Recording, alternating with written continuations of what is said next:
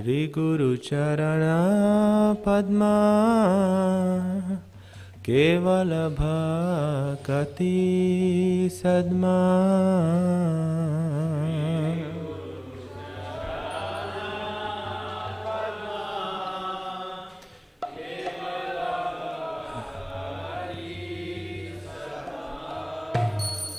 Shri Guru Charana Padma Kevala Bhakati Sadma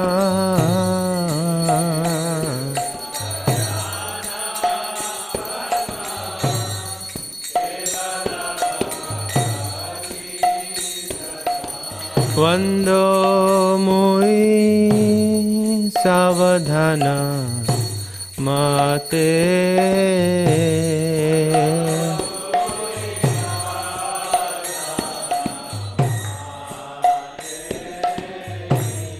Vando Mui Savadhana Mate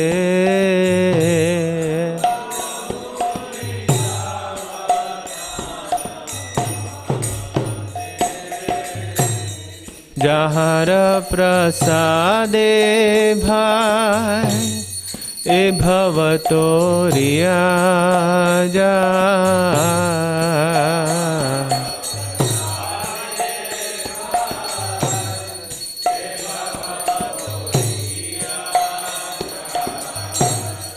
Jahara prasade bhai bhavatoriya jai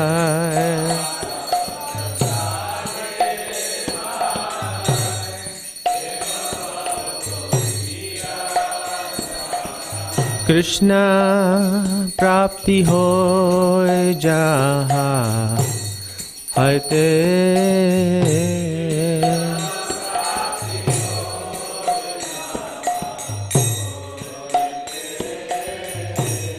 Krishna prapti hoy jaha haite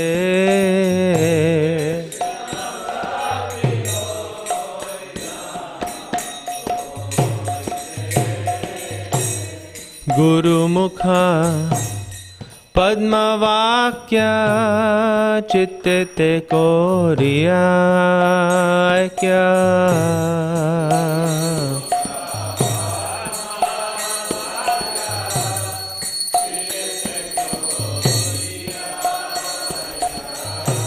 Guru mukha padma vakya chitte te koriya aikya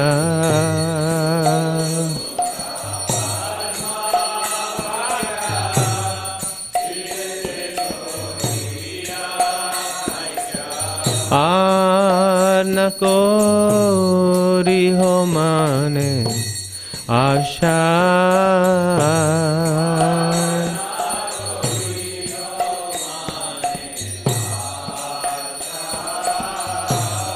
Arna करी हो मने आशा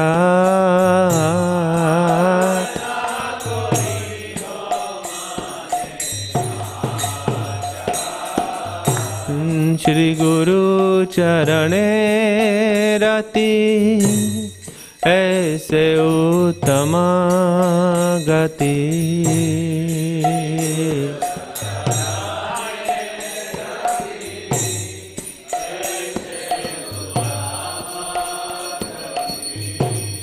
श्री गुरु चरणे रति ऐसे उत्तम गति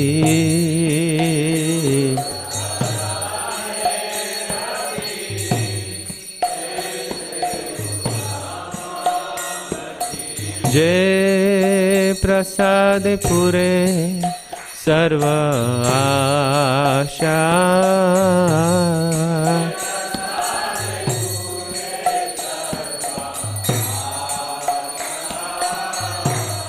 जे प्रसाद पुरे सर्व आशा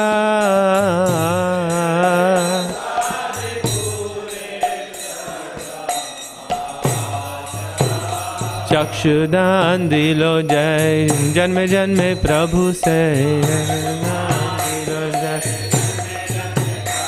चक्षुदान दिलो जय जन्मे जन्मे प्रभु से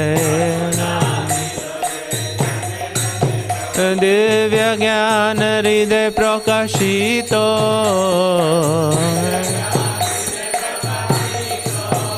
दिव्य ज्ञान हृदय प्रकाशितो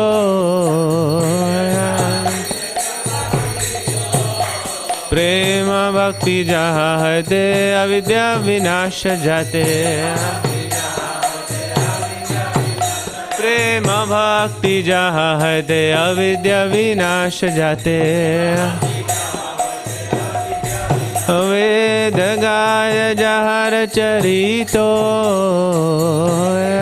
जहर चरितो वेद गाय जहर चरितो श्री गुरु करुणा सिंधु अधम जनार बंधु श्री गुरु करुणा सिंधु अधम जनार बंधु लोकना लोकेर जीवाना श्रील प्रभुपाद लोकेर जीवाना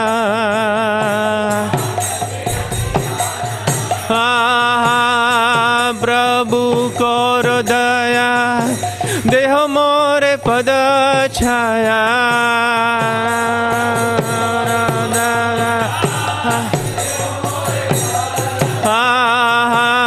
प्रभु कर दया देह मोरे पद छाया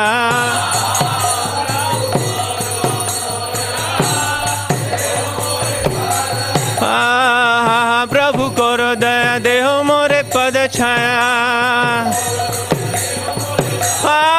प्रभु करो दया देह मोरे पद छाया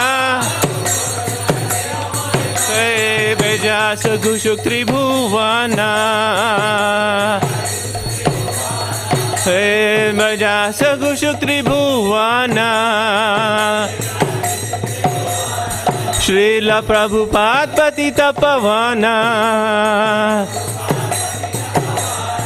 श्रील प्रभुपाद पतित पवना प्रभुपाद प्रभुपाद प्रभुपाद जय प्रभुपाद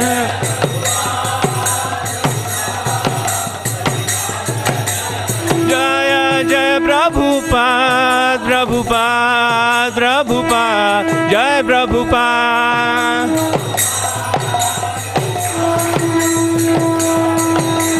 जय जय प्रभुपाद प्रभुपाद प्रभुपाद जय प्रभुपाद जय जय प्रभुपाद प्रभुपाद प्रभुपाद जय Prabhupada Prabhupada.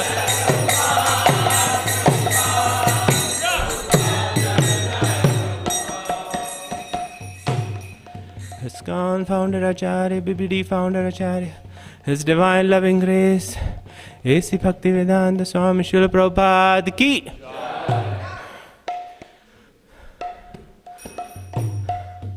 Namo Vishnu Padaya Krishna Pristhaya Bhutale Srimate Bhaktivedanta Swami Niti Namine.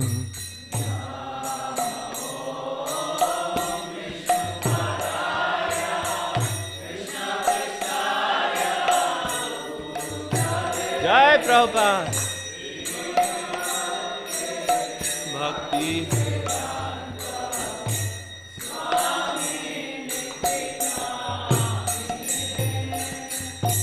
Namaste Saraswate Deve Gauravani Pracharine Nirvisesha Shunyavadi Paschatya Desha Tarine.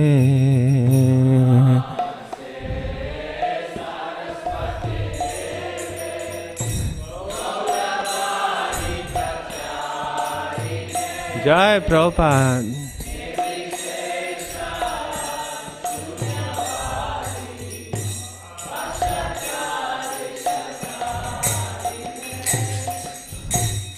Shri Krishna Chaitanya Prabhu Nityananda Shri Advaita Gadadhar Shrivasadi Gaura Bhakta Vrinda.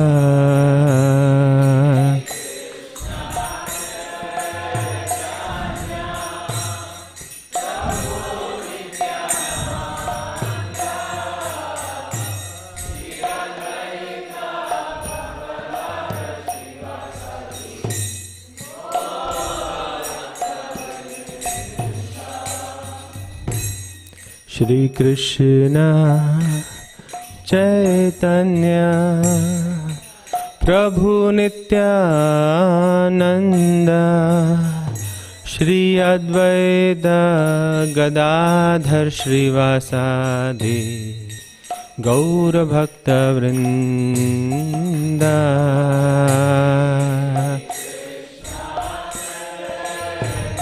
Chaitanya Nityananda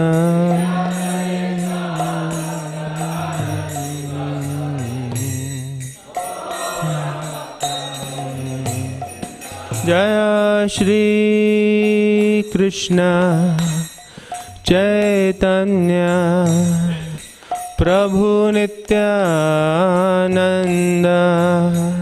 Shri Advaita Gadadhar Shrivasadi Gaura Bhakta Vrinda.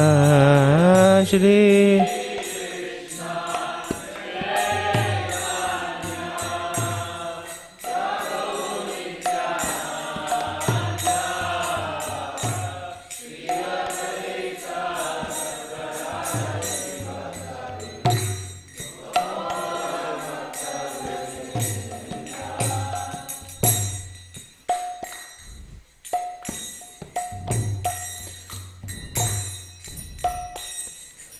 Hare Krishna, Hare Krishna, Krishna Krishna, Hare Hare, Hare Rama, Hare Rama, Rama Rama, Hare Hare, Hare Krishna, Hare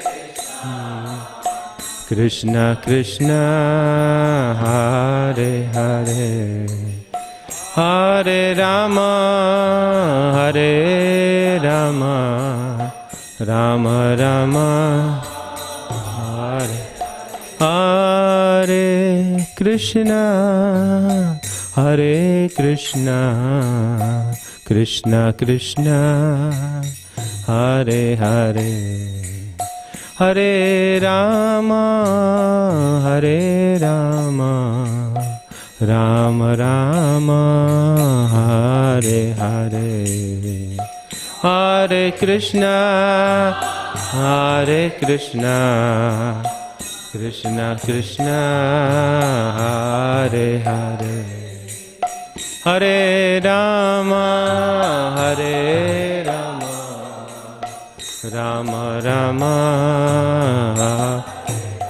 Hare Krishna, Hare Krishna, Krishna Krishna, Hare Hare, Hare Rama, Hare Rama, Rama Rama, Hare Hare, Hare Krishna,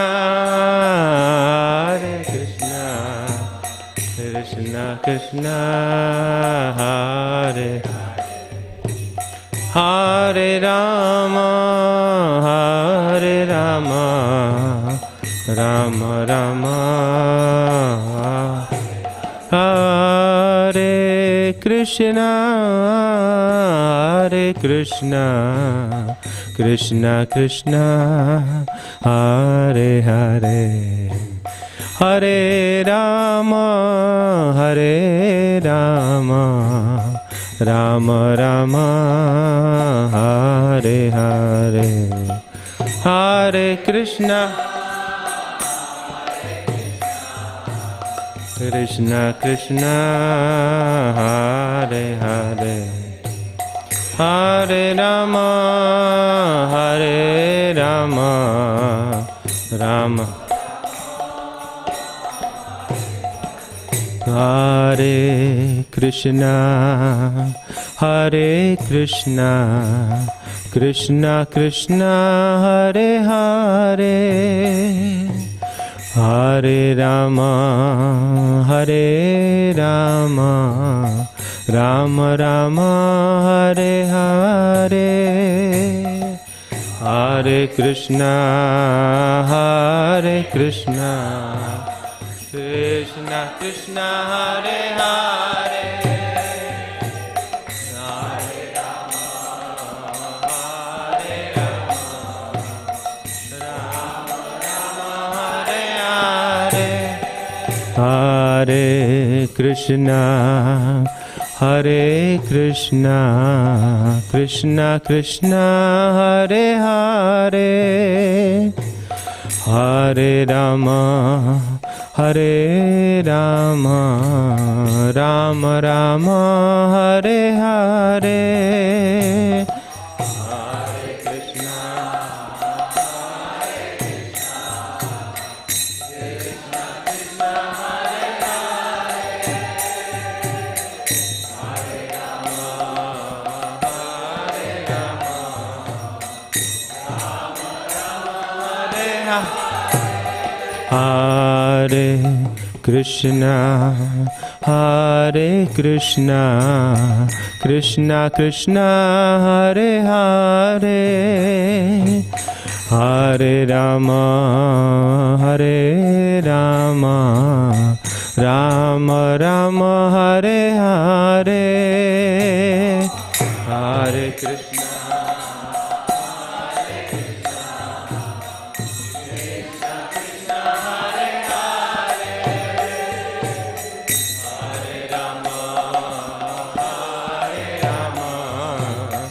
Rama Rama, Hare Hare Krishna, Hare Krishna, Krishna Krishna, Hare Hare, Hare Rama, Hare Rama, Rama Rama, Hare Hare, Hare Krishna, Hare Krishna, Krishna Krishna, Hare Hare, Hare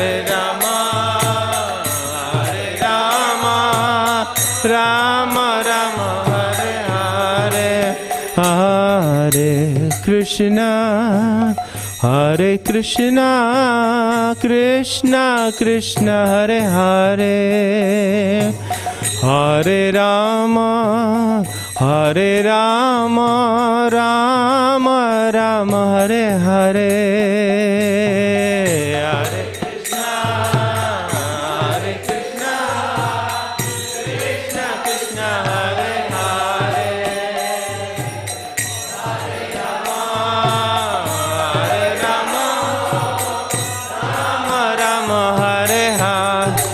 Hare Krishna, Hare Krishna, Krishna Krishna, Hare Hare, Hare Rama, Hare Rama, Rama Rama, Hare Hare.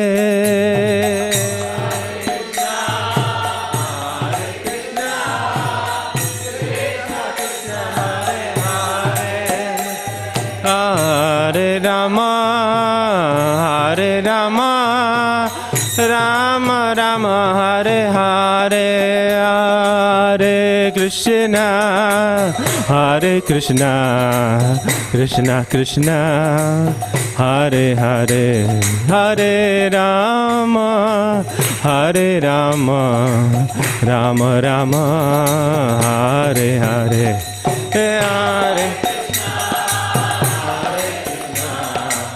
Krishna Krishna, Hare Hare, Hare Rama, Hare Rama, Rama Rama, Hare Krishna, Hare Krishna, Krishna Krishna, Hare Hare, Hare Rama, Hare Rama, Rama Rama, Hare Hare, Hare Krishna, Hare Krishna, Krishna Krishna, Hare Hare, Hare Rama, Hare Rama, Rama Rama, Hare Hare Krishna, Hare Krishna, Krishna Krishna, Hare Hare, Hare Rama, Hare Rama, Rama Rama, Hare Hare, Hare Krishna, Krishna Krishna, Hare Hare, Hare Rama, Hare Rama, Rama Rama, Hare Krishna, Hare Krishna, Krishna Krishna, Hare Hare, Hare Rama, Hare Rama, Rama Rama, Hare Hare, Krishna Krishna, Hare Hare, Hare Rama, Hare Rama, Rama Rama, Hare Krishna, Hare Krishna, Krishna Krishna, Hare Hare, Hare Rama, Hare Rama, Rama Rama, Hare Hare.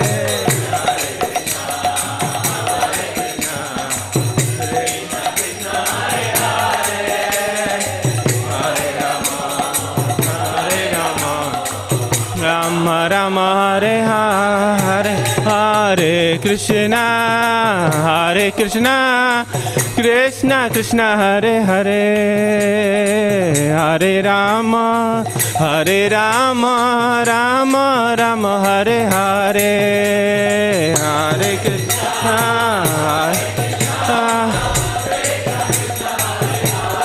Hare Rama, Hare Rama, Rama Rama, Hare Hare Krishna, Hare Krishna, Krishna Krishna, Hare Hare, Hare Rama, Hare Rama, Rama Rama, Hare Hare,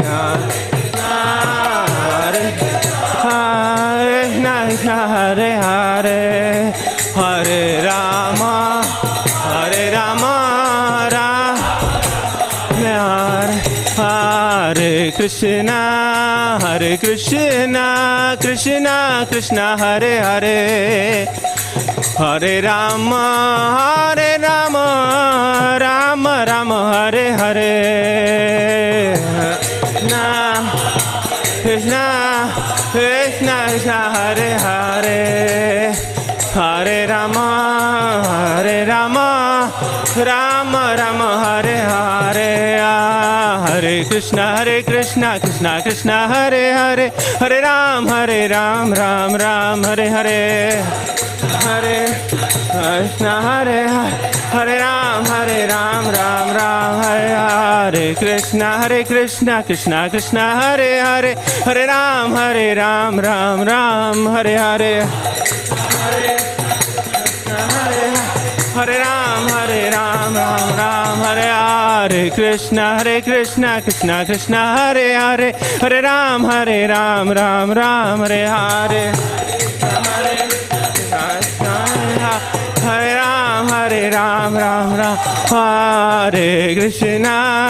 Hare Krishna Krishna Krishna Hare Hare Hare Rama Rama Hare Hare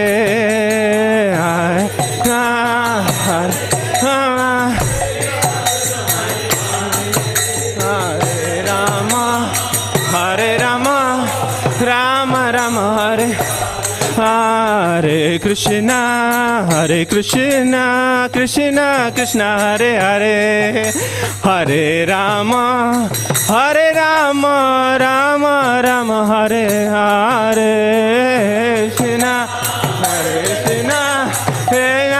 Hare Hare Rama Hare Krishna Krishna Hare Hare Hare Rama Rama Hare Hare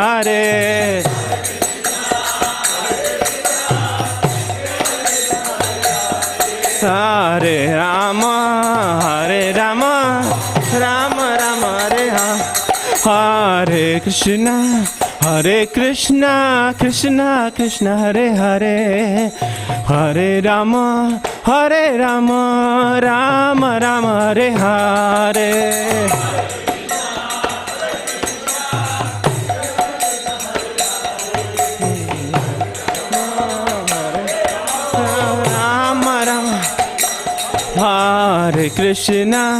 Hare Krishna Krishna Hare Hare Hare Rama Rama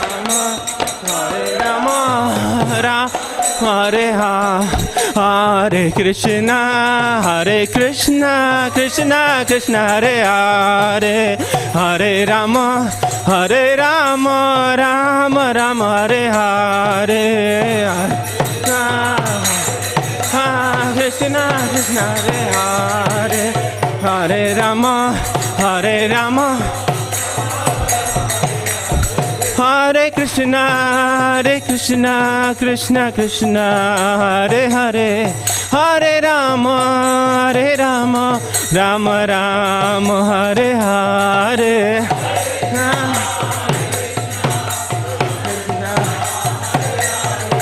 Hare Rama Rama Hare Krishna Krishna Hare Hare Hare Rama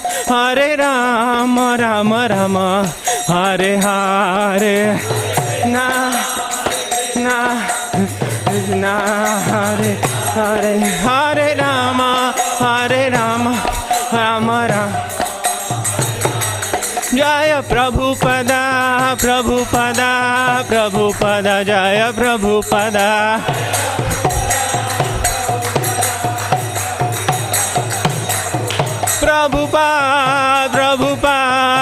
Prabhupada Jai Prabhupada Prabhupada Jaya Prabhupada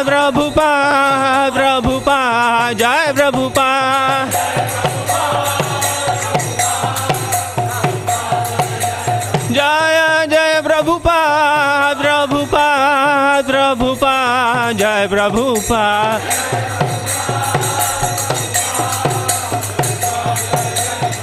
Jaya Jaya Prabhupada, Prabhupada, Prabhupada, Jai Prabhupada.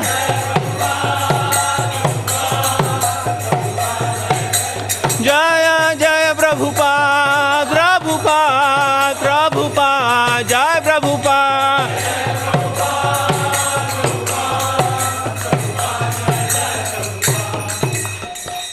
Hare Krishna,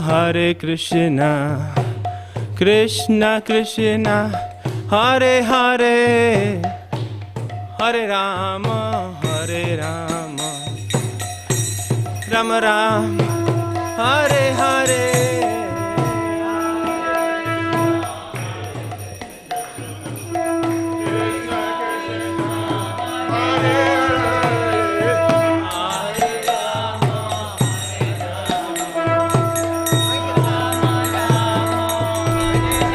Jaya Radha Kalachanji Radha Kalachanji Radhe.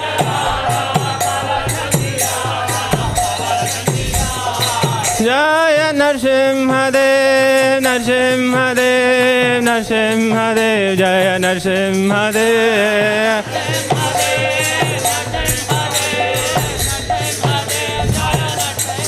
Jaya Narsimhadev Narsimhadev Narsimhadev Jaya Narsimhadev.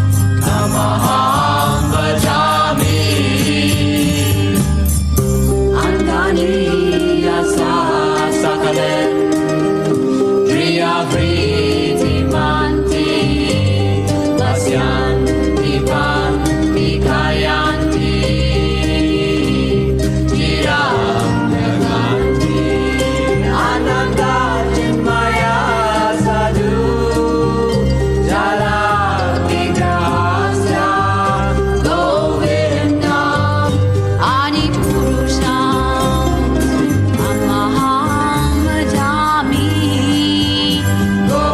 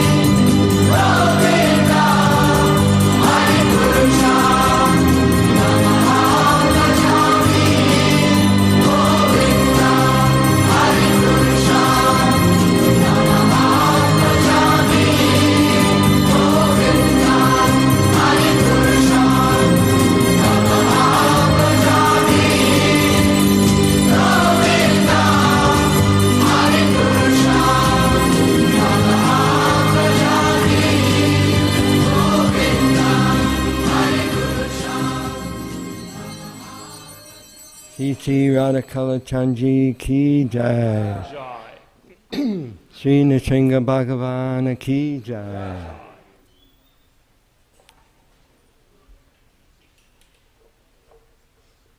Jaya Radhe, Jaya Radhe, Radhe, Jaya Radhe, Jaya Shri Radhe.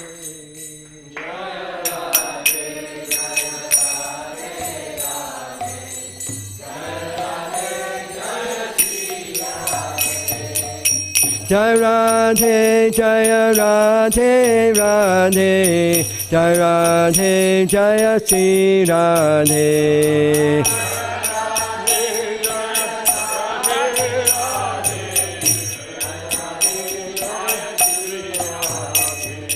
Jaya Krishna, Jaya Krishna, Krishna, Jaya Krishna, Jaya Shri Krishna.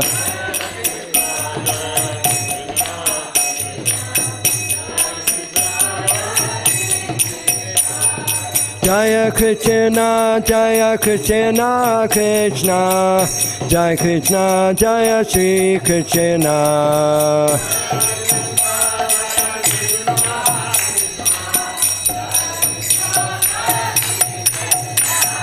Jaya Radhe, Jaya Radhe, Radhe, Jaya Radhe, Jaya Shri Radhe.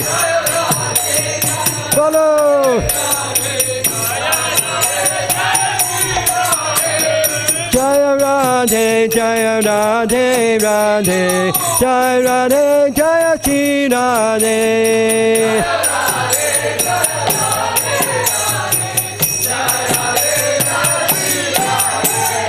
Jaya Krishna, Jaya Krishna, Krishna, Jaya Krishna, Jaya Shri Krishna.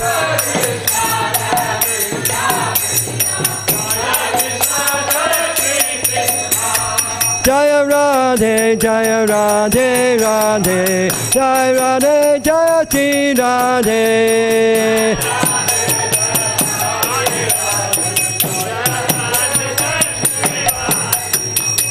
Hare Krishna, Hare Krishna, Krishna Krishna, Hare Hare, Hare Rama, Hare Rama, Rama Rama, Hare Hare.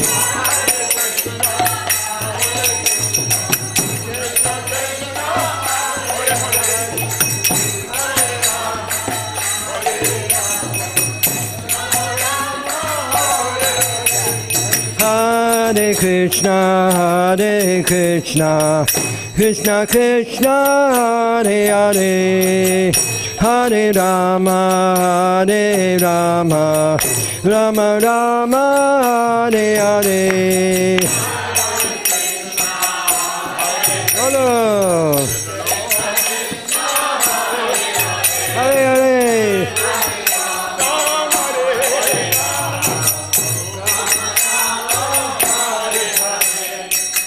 Hare Krishna, Hare Krishna, Krishna Krishna, Hare Hare, Hare Rama, Hare Rama, Rama Rama, Hare Hare.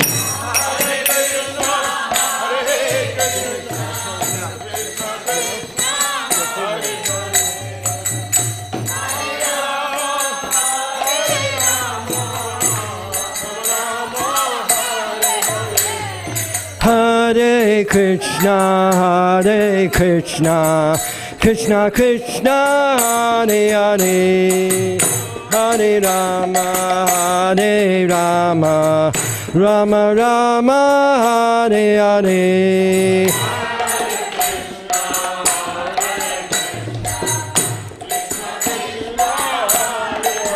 Hare Hare. Bolo bolo. Hare Krishna, Hare Krishna, Krishna Krishna, Hare Hare, Hare Rama, Hare Rama, Rama Rama, Hare Hare.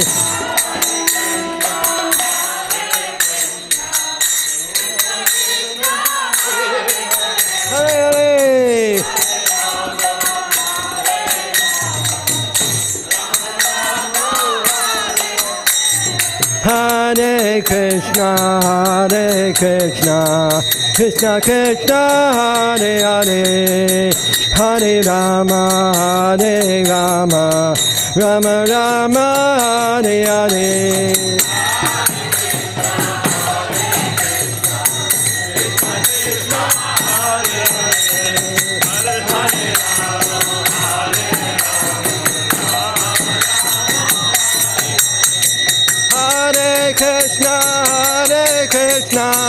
Krishna Krishna, Hare Hare, Hare Rama, Rama Rama, Hare Hare.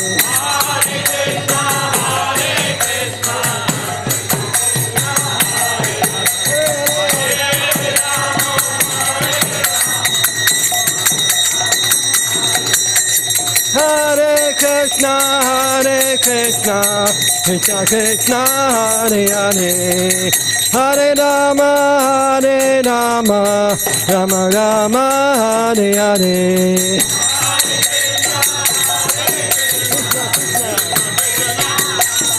Hare Hare.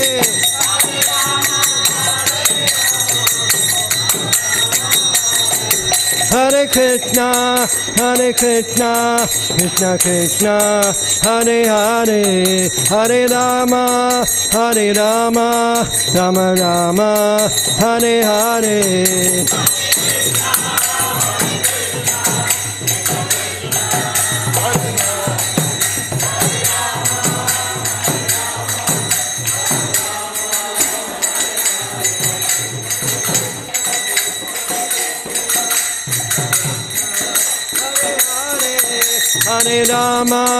Hare Rama, Rama Rama, Hare Hare.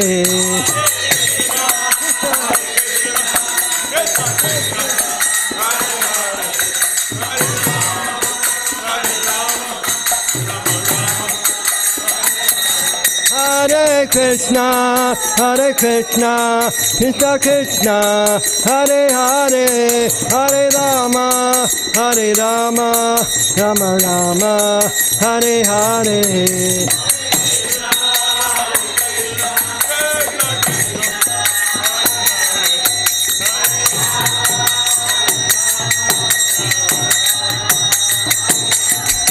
Hare Krishna, Krishna Krishna, Hare Hare, Hare Rama, Ram Ram, Hare Hare.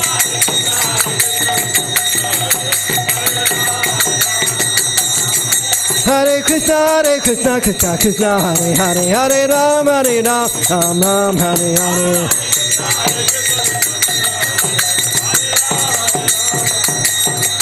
Nitya Gaura Hariba, Hariba, Hariba, Nitya Gaura Hariba, Nitya Gaura, Nitya Gaura Hariba, Hariba, Hariba, Nitya Gaura Hariba.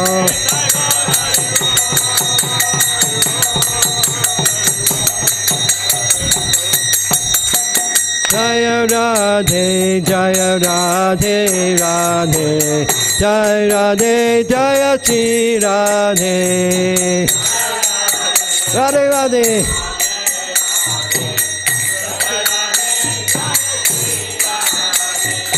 Jaya Radhe, Jaya Radhe, Radhe, Jaya Radhe, Jaya Shri Radhe.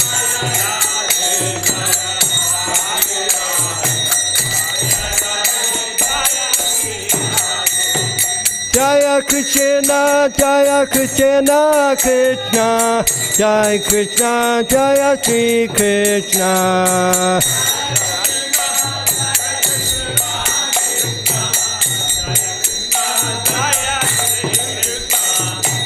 Jai Krishna, Jaya Krishna, Krishna, Jai Krishna, Jaya Shri Krishna.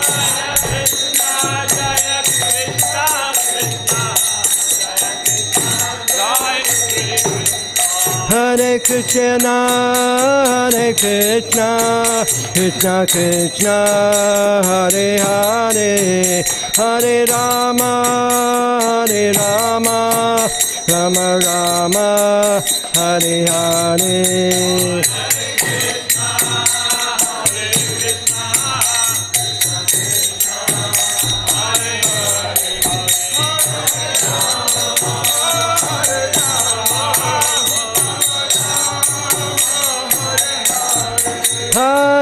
Krishna, Hare Krishna, Krishna Krishna, Hare Hare, Hare Rama, Hare Rama, Rama Rama, Hare Hare. Krishna Krishna, Hare Hare.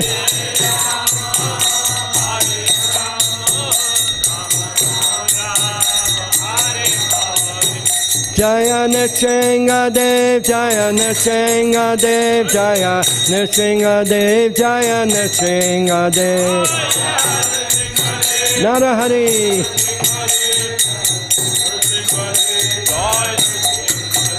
Jaya Prahlad Nara, Jaya Prahlad Nara, Prahlad Nara, Jaya Prahlad Nara.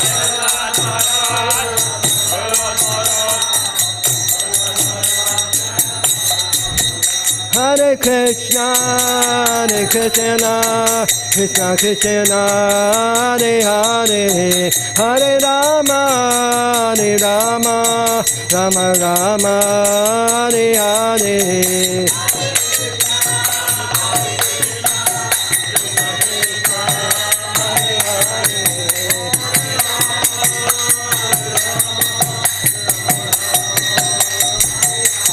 Hare Krishna, Hare Krishna, Krishna Krishna, Hare Hare, Hare Rama, Hare Rama, Rama Rama, Hare Hare.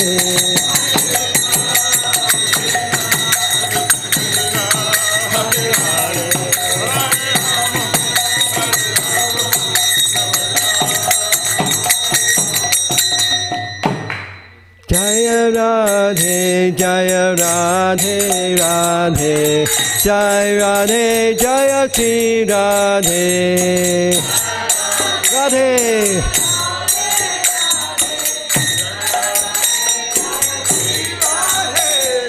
Jaya Krishna, Jaya Krishna, Krishna, Jaya Krishna, Jaya Shri Krishna.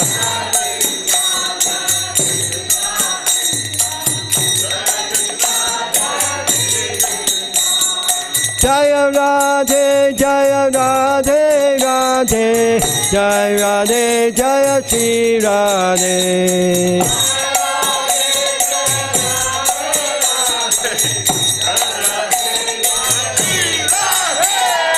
Jaya Radhe, Jaya Radhe, Radhe, Jaya Radhe, Jaya Shri Radhe.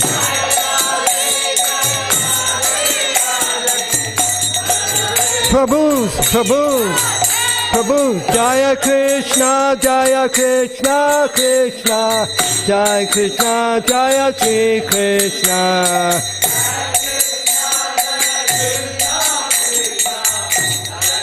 Mataji, Jai Radhe.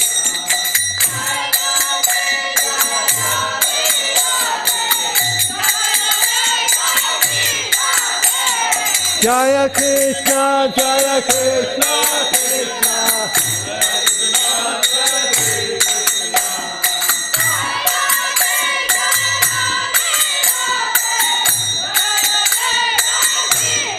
Louder.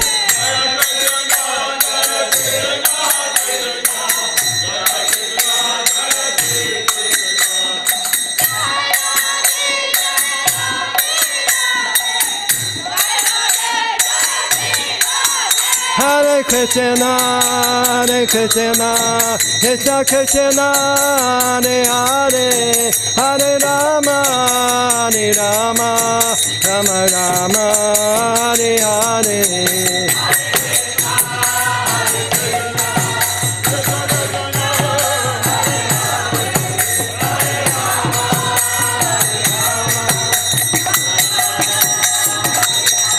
Hare Krishna, Hare Krishna, Krishna Krishna, Hare Hare, Hare Rama, Hare Rama, Rama Rama, Hare Hare.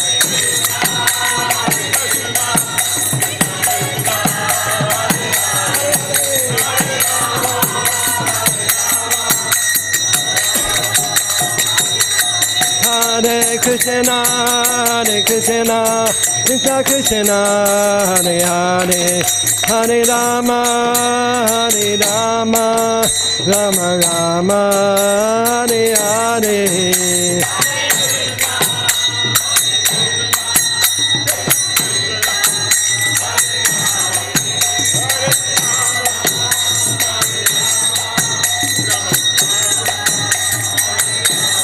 Jaya Prabhupada, Prabhupada, Jaya Prabhupada, Srila Prabhupada.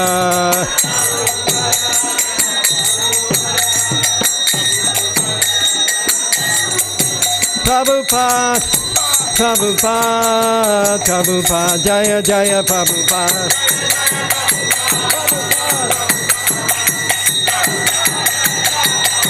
Prabhupada, Prabhupada, Prabhupada, Prabhupada. Prabhupada, Prabhupada, Prabhupada, Prabhupada. Prabhupada, Prabhupada, Prabhupada, Jaya Jaya Prabhupada. Prabhupada. Jaya Jaya Gurudev, Gurudev, Gurudev, Jaya Jaya Gurudev.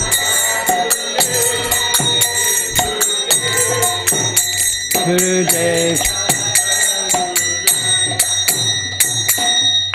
Go Premanandi, Hari Hari Bol.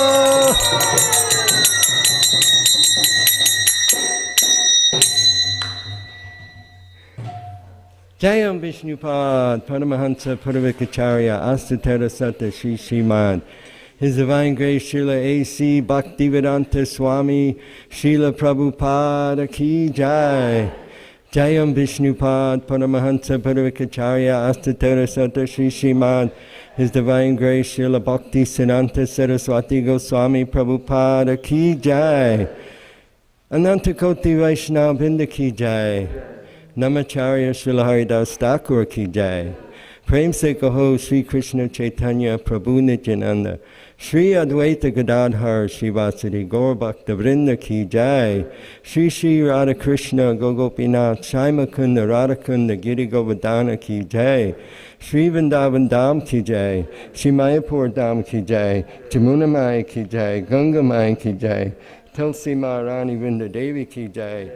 Bhakti Devi Ki Jai. Grantha Srimad Bhagavatam Ki Jai. Yuga Dharma Harinam Sankirtan Yagya Ki Jai.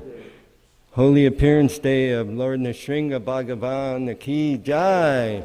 The Shringa Chaturdasi Mahotsava Ki Jai. Samaveta Bhakta Vrinda Ki Jai. Gaura Premanandi. All glories to the assembled devotees.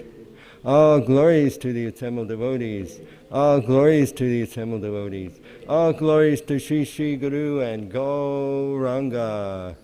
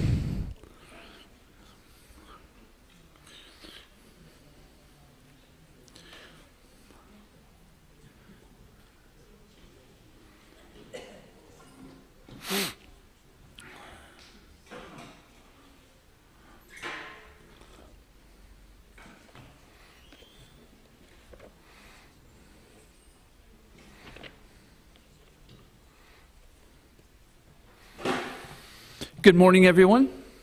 Hare Krishna. Welcome to Radha Kalashanji Morning Srimad Bhagavatam class. My name is Nanda Braja Das. And before we start, I have a confession. So, I schedule the Srimad Bhagavatam schedule during Krishna House. And I usually schedule it about a week in advance. And I scheduled myself on this day. And it's a little embarrassing because usually on wonderful holidays like this, we have an advanced devotee speak. And so I really do want to apologize that I've shorted you guys on the speaking of one of the wonderful devotees we have in our community on speaking about Nrsingadev.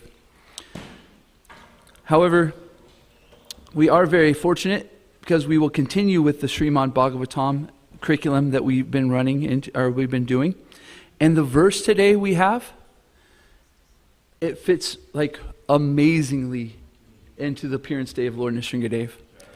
The only thing that could be more auspicious or amazing is if we were actually speaking the 7th canto and it was about Nrsingadev. That's how amazing this verse is with what the special holiday we have today. So we will be speaking from Canto 1, Chapter 16, Verse 16. You could go through 1 through 17 translations to keep up with the curriculum, but today with Lord Nrsingadev's appearance, we'll just be doing 1:16:16. But first, we will sing Jai Radha Madhava. Jaya Radha Madhava Kunja Bihari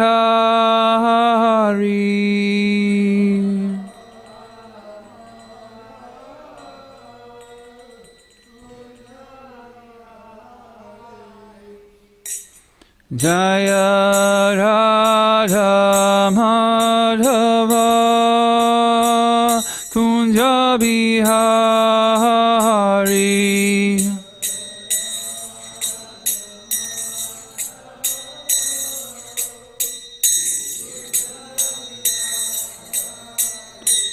Jaya Gopijana Vallabha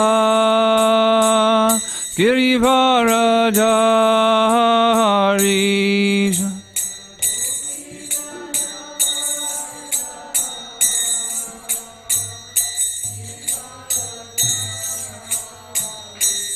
Jaya Gopijana Vallabha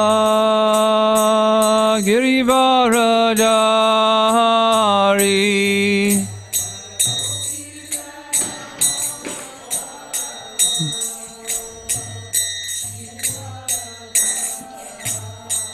Yashoda Nandana Brajajana Ranjana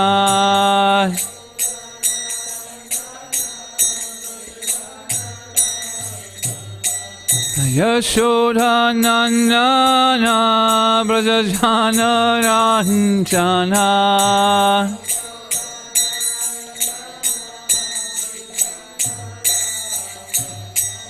Yamuna Tiravanachari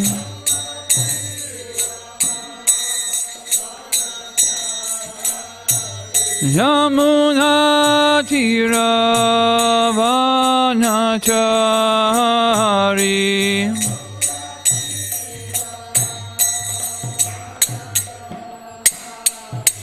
Jaya Radha Madhava Kunja Bihari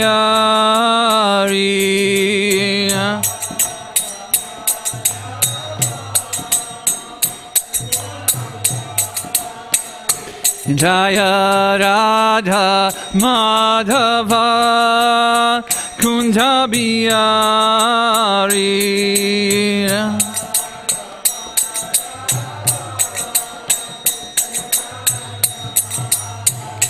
Jaya Gopijana Vallabha Girivaradari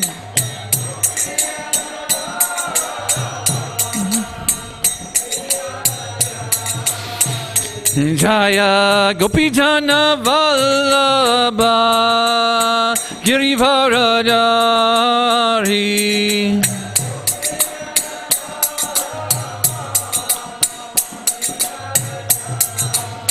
Yashodanandana Brajajana Ranjana Yashodananda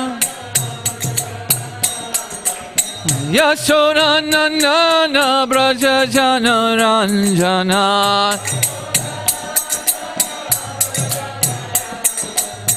Yamuna Tiravanachari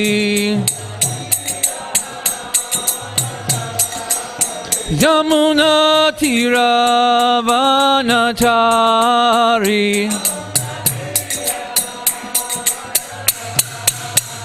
Jaya Radha Madhava Kunjabiyari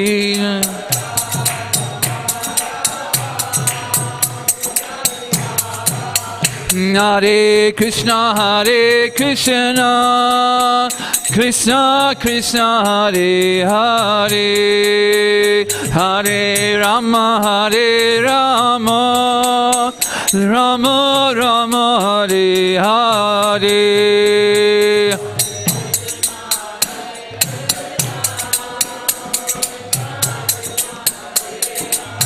Hare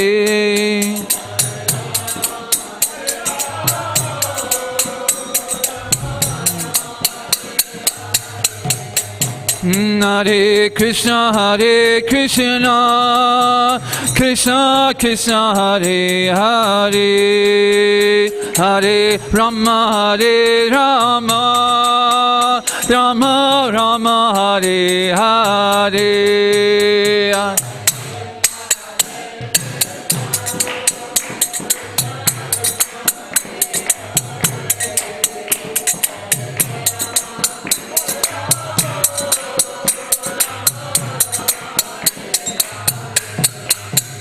Hare Krishna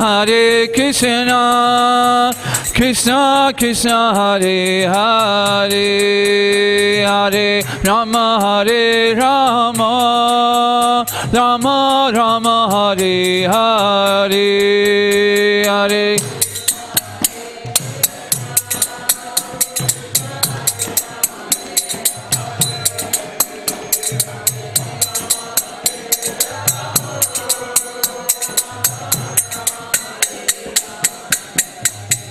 Jaya Radha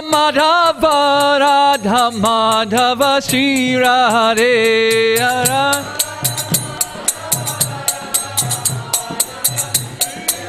Jaya Radha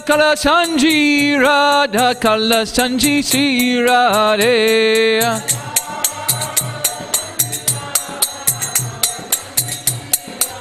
Jaya Radha Govinda Shri Radhe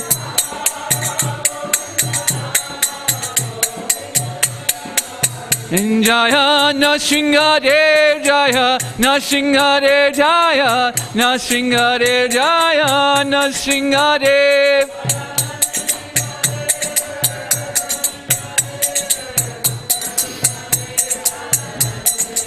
Jaya Prabhupada Jaya Prabhupada Srila Prabhupada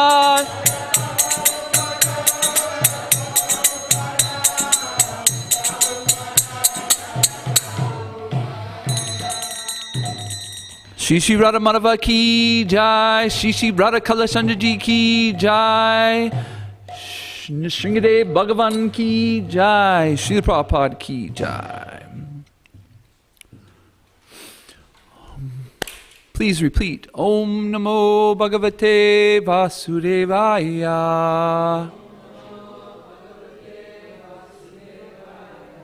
Om Namo Bhagavate Vasudevaya. Om Namo Bhagavate Vasudevaya.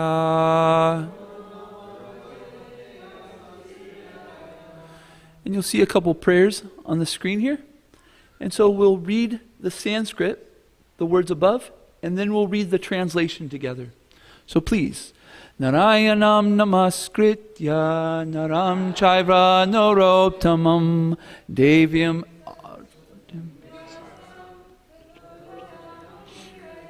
Before reciting the Srimad Bhagavatam, please everybody,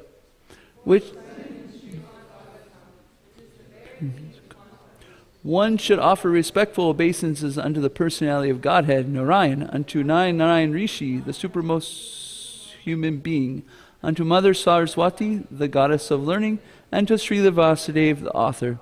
I apologize for my miscommunication, so we'll read it all together at the same time. So, yes, Prabhu. Okay, sounds good. Nashta prayasha abreshu nityam bhagavata sevhaya bhagavati uttama sloke bhaktir bhavati naistaki. And can we do the translation together? Okay, by regular attendance in class on the Bhagavatam and by rendering of service to the pure devotee, all that is troublesome in the heart is almost completely destroyed, and the loving service unto the personality of Godhead, whose praise with transcendental songs is established as irrevocable fact. Om Igantimarandasya Gananjana Shalakaya Shakshuran Militam Yena Tasmai Shri Guruve Namaha. Translation, please. I was born in the darkness of ignorance, and my spiritual master opened my eyes with a torchlight of knowledge. I offer my respectful obeisances unto him. Okay, we will turn to 1:16:16, and this chapter is entitled How Parikshit Received by the Age of Kali. So in this chapter, Maharaj Parikshit is being placed as the king. He's showing his first activities as the king. So before in the Srimad Bhagavatam, it is explained a lot about Maharaj Parikshit's family. It's talked about his grandfather, talks a little bit about his father, and it explains how Maharaj Parikshit comes to be the king. And so that's where we're at now.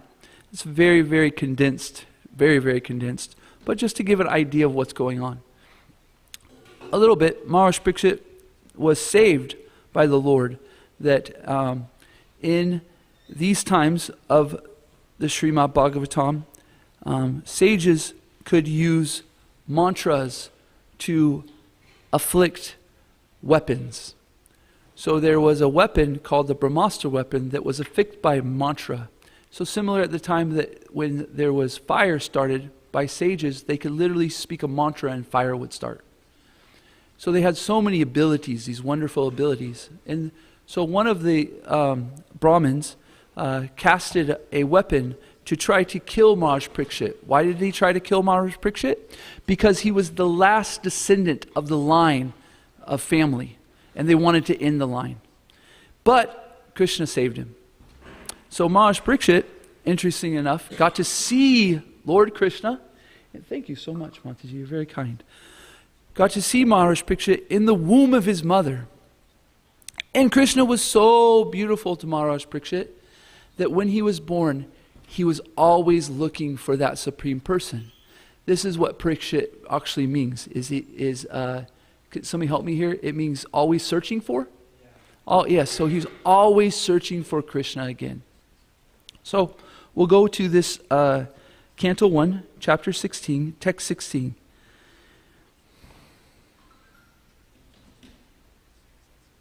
Can somebody help me with the meter here? I had it this morning when I was reading it and it disappeared. Can somebody help me with the meter? Srinath Krishna Prabhu? Oh, no guess.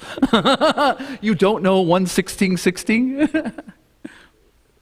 Actually, would you mind, do we have a mic? It's okay. If you don't mind, Srinath Krishna Prabhu, would you start us off with this verse, the Sanskrit?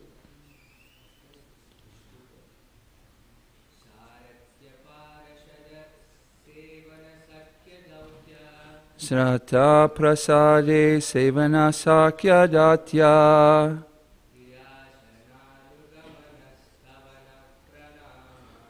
Virasana Naganaman Satvana Prananam.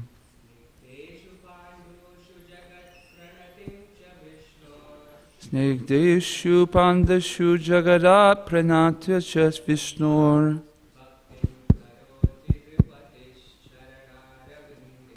Bhaktim Kroti Nirpatish Charanara Vinde.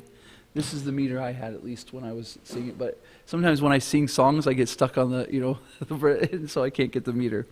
Okay. Sarata Prasada Savana Sakya Datya. Sara Sevana Sakya Dasha.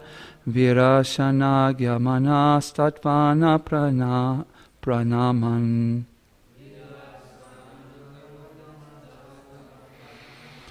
Snagdeshu Pandeshu Jagadat Pratam Cha Vishnur. Bhaktim Kroti Nirpatish Charanara Vinde. Would somebody like to sing, say the verse, chant the verse? You know what? Let's hear it.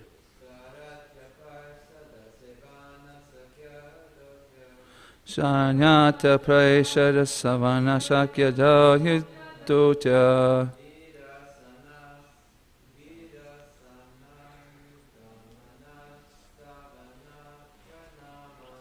Virasnagar Manastavana Paranamanam.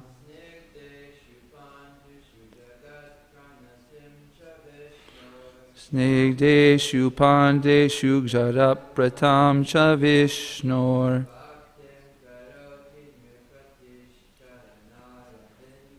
Bhaktim Kroti Nirpitasa Sharanara Vinde. So we were speaking there, what we were kind of talking about there is there's, in the Srimad Bhagavatam and the Bhagavad Gita, everything's written in poem. Everything's written in a wonderful, melodious manner. So there's different meters for different verses. So we were kind of, that talk right there we were having was kind of like, what meter is this? What kind of rhyme is it? Or what kind of rhythm is it? And so Drista was helping us with it, saying it was the Brahma Samhita meter, which is another book. Does anybody else like to repeat the verse? Anuradha Mataji, would you like to? Oh, okay, no problem. Anybody else?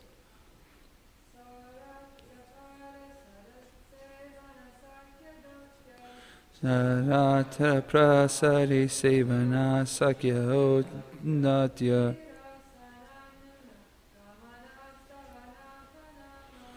Virasana gamana sachaja pramanana.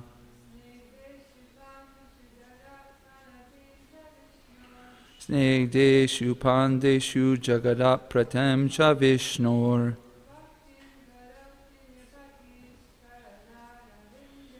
Bhaktim Kroti Nirpatata Sharanara Vinde. Okay, we'll go right to the translation, please. Would somebody like to read the translation? That mic doesn't work, by the way. That one does, usually.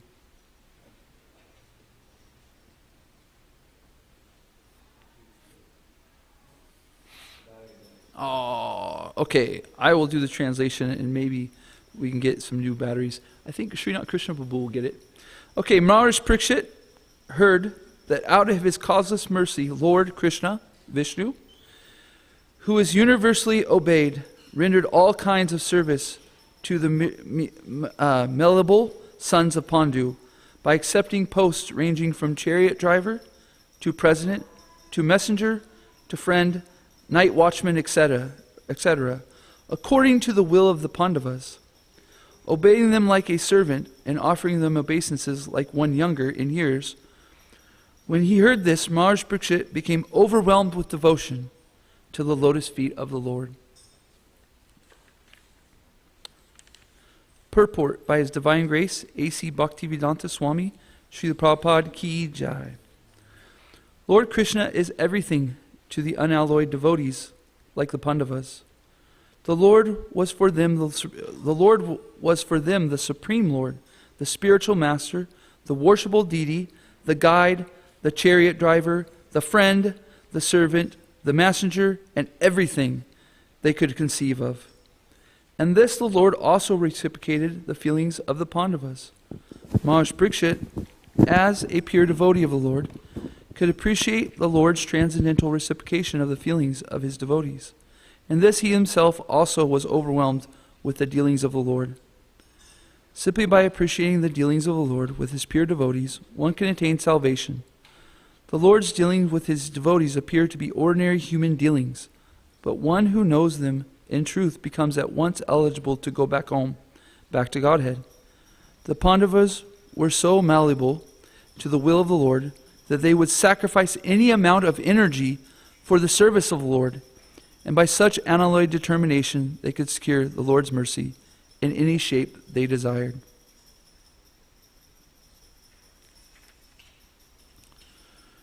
So Krishna, the Supreme Person,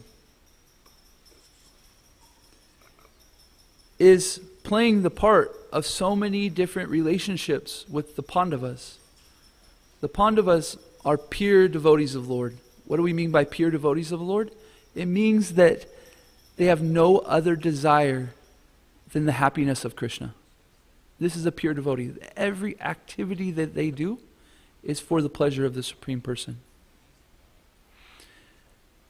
Now let's take a minute to kind of just get a grasp of the Supreme Person in one way. So, Krishna says in the Bhagavad Gita that he's the source of all spiritual and material worlds. Everything emanates from him. So we'll take a second here and think, okay, we're sitting right here in this temple. And this temple, it's in the middle of a city called Dallas. Dallas has how many people? 2-3 million people? Pretty big city. But the city of Dallas is just one city in a county called Dallas County. And that Dallas County is just one county in a big state called Texas. And Texas is a state in the country called the United States. Texas is a pretty big state. It could be bigger than a lot of countries, but it's only one state in this United States. And this country called the United States is just one country in a continent, North America. And this North America is just one continent out of 7 of the whole entire world. And these continents are the landmass that are of the world. And it's only, I'm not sure exactly the number, but the landmass, the world is 70% water, something around there, 70% water. So this planet Earth, with 70% water and all these continents, is just one planet in the form of so many planets we have in our universe, right? It says that, in our planetary system we have, is it 11 planets now? They switch it sometimes, right? They say Pluto, or is it yes or no, it says it 10 or 11 right now. Something like that. So this Earth planet is only one planet in our solar system, right? And we have the sun. And it's said that this solar system is just one solar system in an unlimited amount of solar systems. And those unlimited amount of solar systems make up a universe. And it's said that this universe is just one universe in an innumerable amount of universes. You could go on a beach and pick out a speck of sand, and that speck of sand is but one universe compared to all the pieces of sand in a whole beach. That's how big this material world is. And this material world is only 1/4 of the total creation that Krishna has made.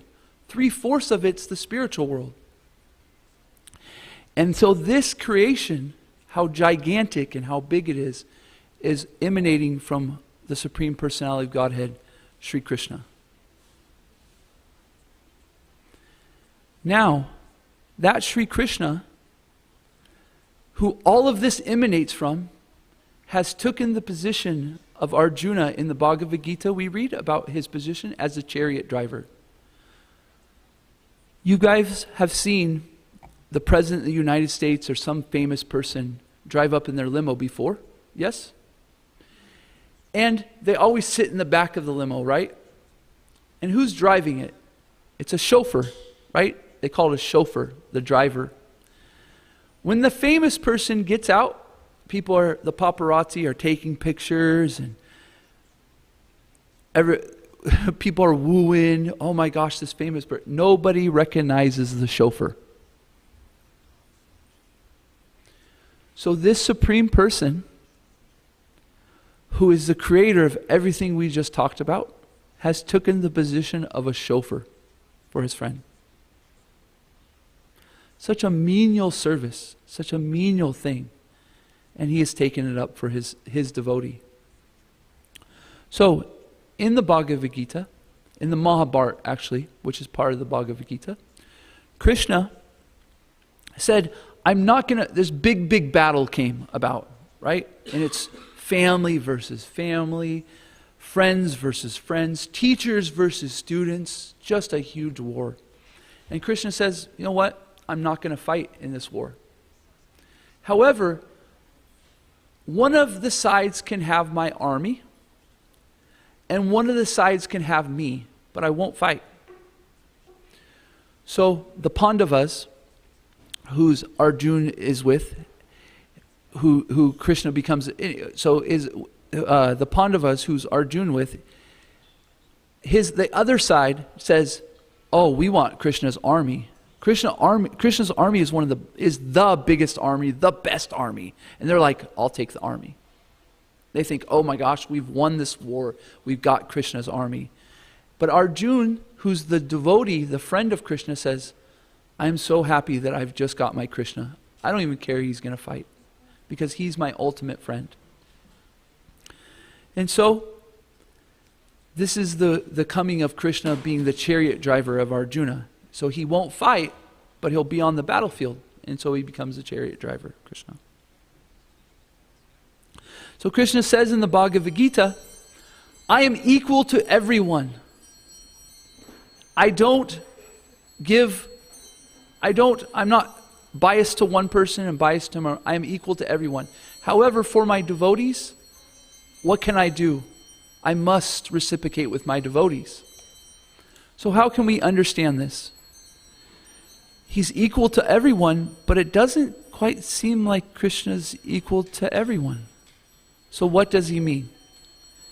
Krishna's saying in the Bhagavad Gita that I am giving everyone the same opportunity to have a relationship with me. You have an opportunity, you have an opportunity, I have an opportunity. Everybody here has an opportunity to have a relationship with the Supreme Person, Krishna. And he will reciprocate perfectly in that relationship. So he doesn't just pick the people, oh, I like this person, I like this. No, it's the Atma, the Jiva, the soul has an opportunity where they want to have a relationship with Krishna, and he reciprocates. So in the reciprocation, it said that Krishna is conquered by no one except for his devotee. Because the devotee loves Krishna so much that Krishna is won by the devotee's love. He can't do anything else. What do you want? What do you want? That's all Krishna's thinking about, is what is the devotee want. And the devotee, as we spoke about earlier, the pure devotee, is always thinking about what Krishna wants. And so they have this relationship. So in this verse, it's quite amazing that it's talking about the fact that Krishna takes up any position for the devotee. And today we have Lord Nrsingadev's appearance day. So in this wonderful pastime of Lord Nrsingadev,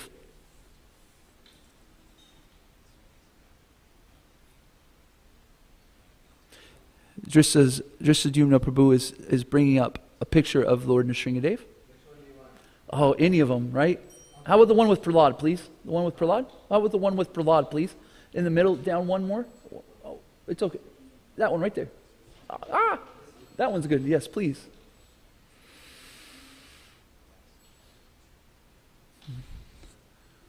This is quite unusual.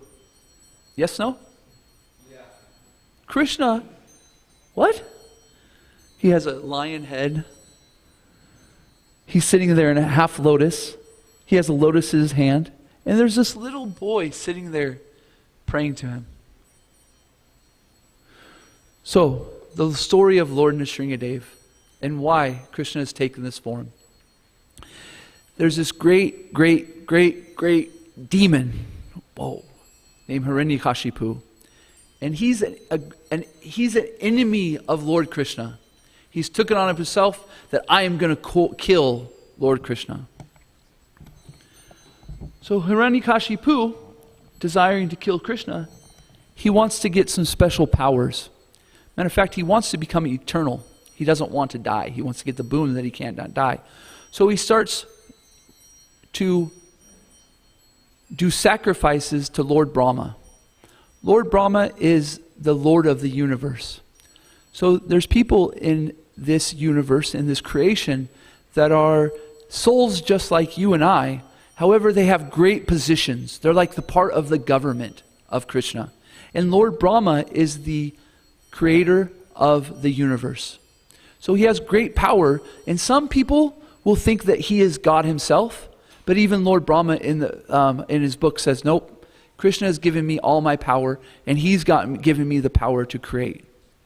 So Lord Brahma, Hiranyakashipu says, I'm going to start to worship Lord Brahma. And he does for many years.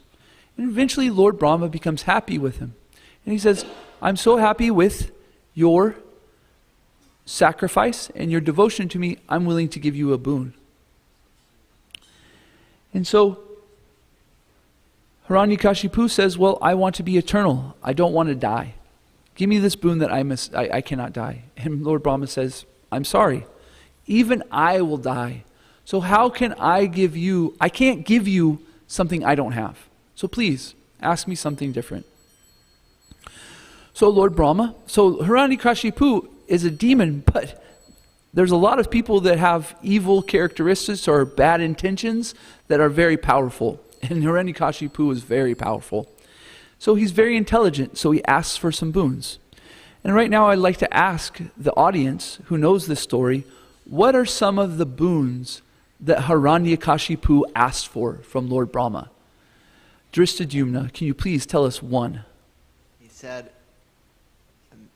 let me die neither in the day nor in the night. I can't die in the day or the night. Very smart. I think first he asked for immortality. He asked for immortality first. Yes, right. He asked for immortality, and then Brahma said, I can't even give you that. I don't have it myself. So then Hiranyakashipu asked Lord Brahma for other boons. What's one of the boons he asked? I can't kill by any divine demons or divine people. Yes, I can't be killed by any person or any demigod. Jose would, no, I'm just kidding. Jose, he looked at me for a second like, what?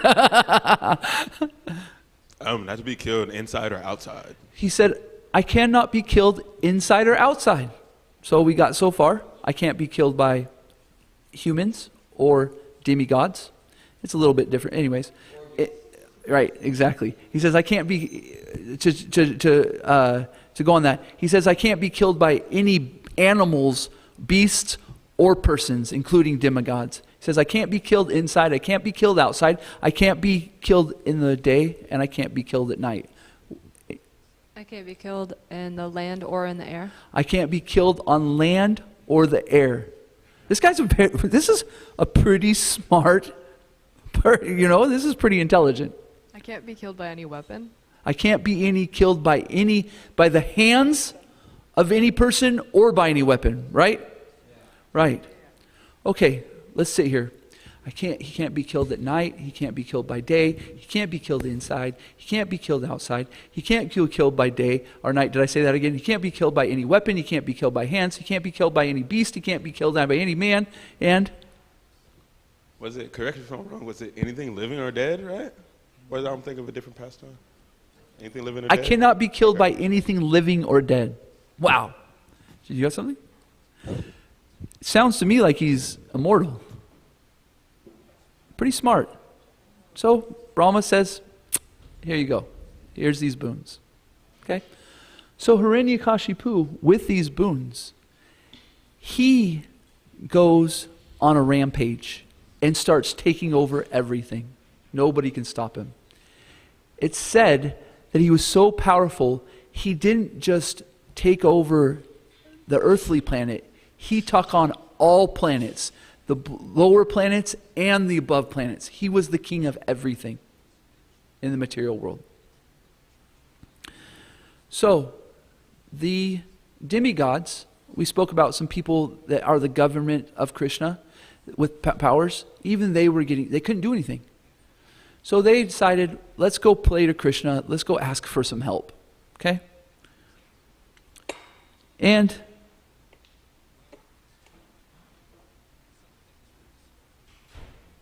they're told that, don't worry, you will be saved by a boy named Prahlad. Nobody could understand what they mean. They were like, we're going to be saved by this little boy. And he said, Vishnu says, you'll be saved by this little boy. So, this little boy right here is Prahlad Maharaj. Thanks for the circle around him. So Prahlad was born in a demon family. His father was Hiranyakashipu. His father is the great, as a matter of fact, in some of the prayers, I might be, you know what, I'm going to hold off, but okay. So when Prahlad is born, Narada Muni, who's a great devotee of Krishna, Narada Muni is always going, he can go anywhere without any, he has no restrictions on where he can go. And he's always singing about Krishna.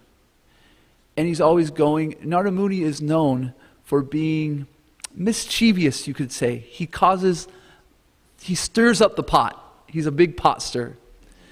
And he's a pot stirrer not for himself, but for Krishna, because he wants to see Krishna do these wonderful things. So Narada Muni will go here and there and he'll stir the pot, and then you'll see Krishna do some major, amazing things. So Narada Muni comes and starts telling Prahlad Maharaj about the wonders of Krishna.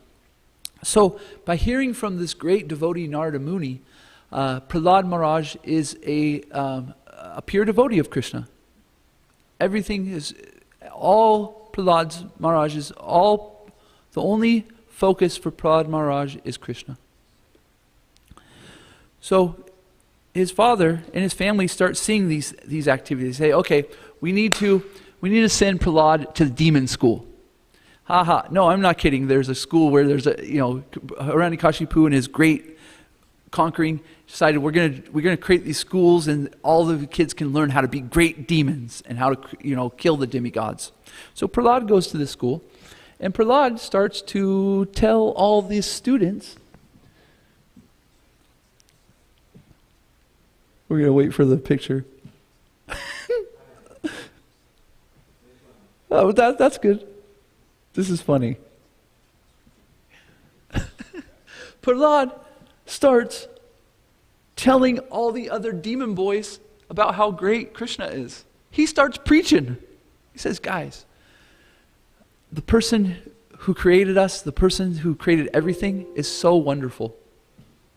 So amazing. You guys should love him. And the demon boys, like, yes, let's do it. So the demon teachers, they're not happy. Very, very upset. So they try to rectify Prahlad, and they try to get him. But Prahlad's still preaching about Krishna. Finally, they have to tell his father, hey, the demons are a little scared to tell their father because they're like failing at their job, right? So they tell his father, your boy is he's ruining our school. He's preaching to him all about Vishnu and Krishna and telling how wonderful they are. And so his father says, well, you guys need to, first from what I remember is that, and correct me if I'm wrong, he says, you guys need to do your job better. And he tells Prahlad, don't do that anymore. But Prahlad goes back to school, and Prahlad can't help himself. He loves Krishna so much. So he starts telling the boys about Krishna again. So after a few times like this, his father realizes, my son is not going to change his ways. And Prahlad, I was going to mention this earlier, but Prahlad has such transcendental vision that when he talks to his father, he says, my dear father, greatest of demons. And he starts even telling his father about Krishna and how wonderful Krishna is. his father becomes very mad. So eventually, his father becomes so upset, he takes on this, I'm going to kill my son. This is how big of a demon Hiranyakashipu is. Because his boy was friends with Krishna, or loved Krishna so much, he was going to kill him.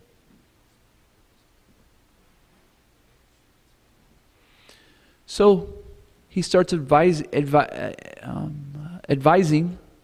plans on how to kill Prahlad. Whoa, we're a little skipping ahead. Okay, we're skipping ahead. Oh my gosh. Ah! Oh, okay, okay, yes, there we go. Thank you. I'm sorry, I apologize. So he's fine. You're no longer my son.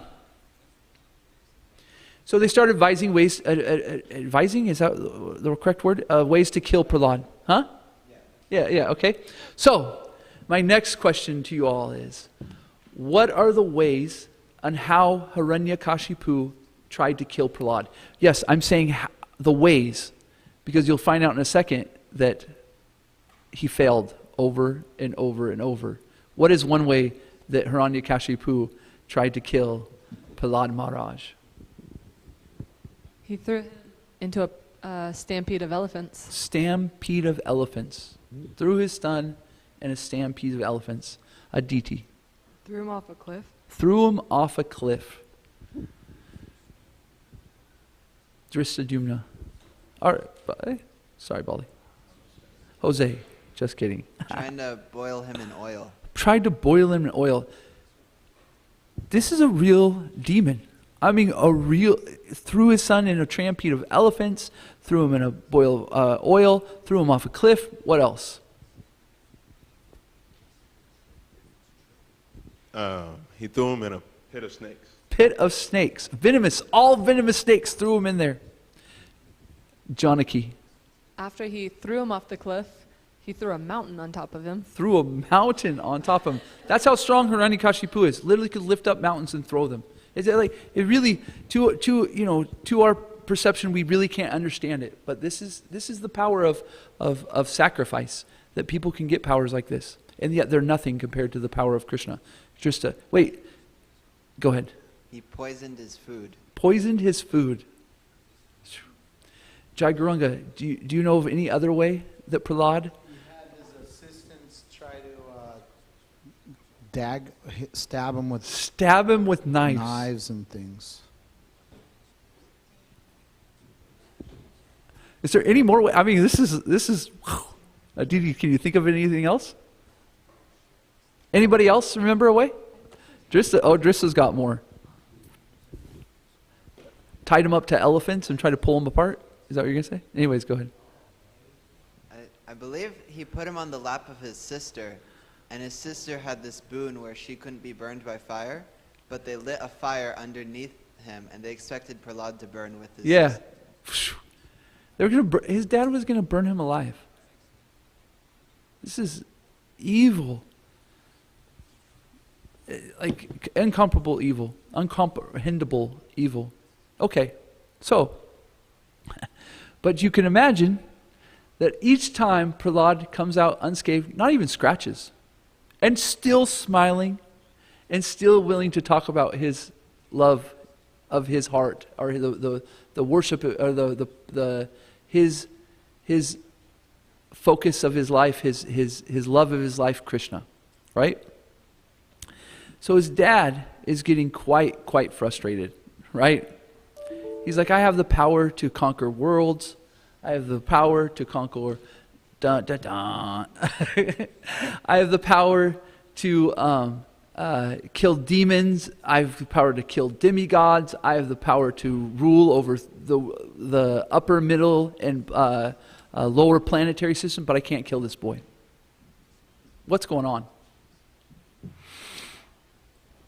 So, he eventually gets to the point where he says, Prahlad. Okay, he doesn't say it like that. He says, where do you get your power from? And he says, my dear demon father, I get my power from the same place that you get your power, from the Supreme Person, Krishna. Oh, and this really makes Hiranyakashipu mad. not only are you so powerful that I can't kill you, but you're trying to say that my power is from Krishna too? No, the power that I got is from my sacrifice. I sacrificed and I got this boon from Lord Brahma. Don't tell me that my power is from Krishna. This is actually said in the Bhagavad Gita, right? That a person with demonic qualities is understanding that they are the cause of their happiness. That everything that is done from them is because of their sacrifice. Not understanding that it's coming from Krishna ultimately.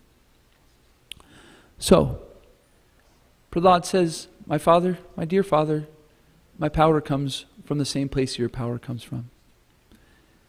He says, well, where is your Krishna? Prahlad says, my Krishna, he is everywhere. Your Krishna is everywhere? And he points over, says, is your Krishna here? Prahlad says, yes. He points, does anybody remember what he points to besides the pillar, of course? I can't remember exactly, but he's pointing, says, is your Krishna over here? Prahlad, yes, my dear father, he's over there. And he points at this big pillar, and he says, is your Krishna in here? Yes, father. And Hiranyakashipu takes his big club, and he whacks the pillar. And appears from that pillar, Lord Nrsingadev. Lord Nrsingadev ki jai. And he takes this most powerful demon, takes him, sets him on his lap, and he takes his claws and he rips him open.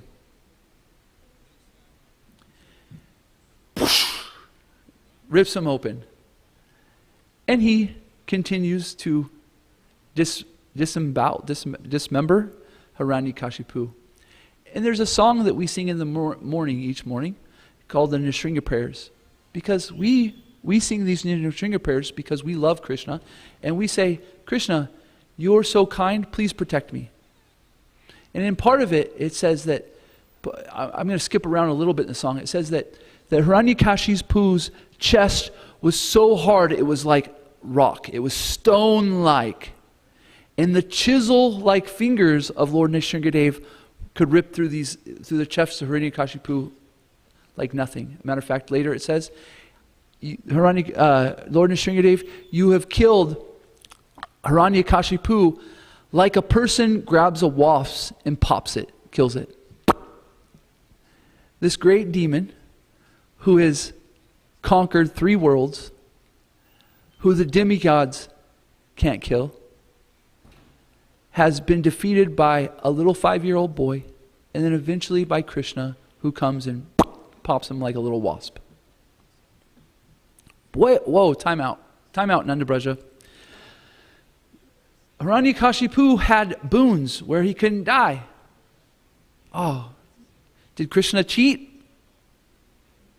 No, Krishna doesn't cheat. See, Lord Brahma is a devotee of Krishna. And in that, Krishna wants his devotees, their word to be their word. He doesn't want to break his devotees' word. So Lord Brahma has given you these boons. Okay, so what's going on here? Krishna? Oh wait, let's have a little bit of interaction here. What's one of the boons that Hiranyakashipu had? No human, no animal. Lord Nrsingadev is half lion, half human. He's not even half human, he's Krishna, right? But he comes as half human, half lion. What's another boon? Not inside or outside. What? Wait a minute. Time out. Oh. Nrsingadev killed Hiranyakashipu in the doorway. He was neither nor inside nor outside. What was another one? Not land or air. Okay. Jose or angel. How did Nrsingadev defeat this one? He put him on his lap, right? Good. He grabbed him, stuck him on his lap, and killed him. So it was no longer in the air or on the land. What was another one? Anything living or dead. Ooh, this is interesting, right? Is Krishna living or dead? No. He's always spiritual, every moment. He might take the position of a chariot driver. He might take the position of a little child. He might take the position as a half man, half lion. But Krishna is always spiritual. He used his nail. Whoa,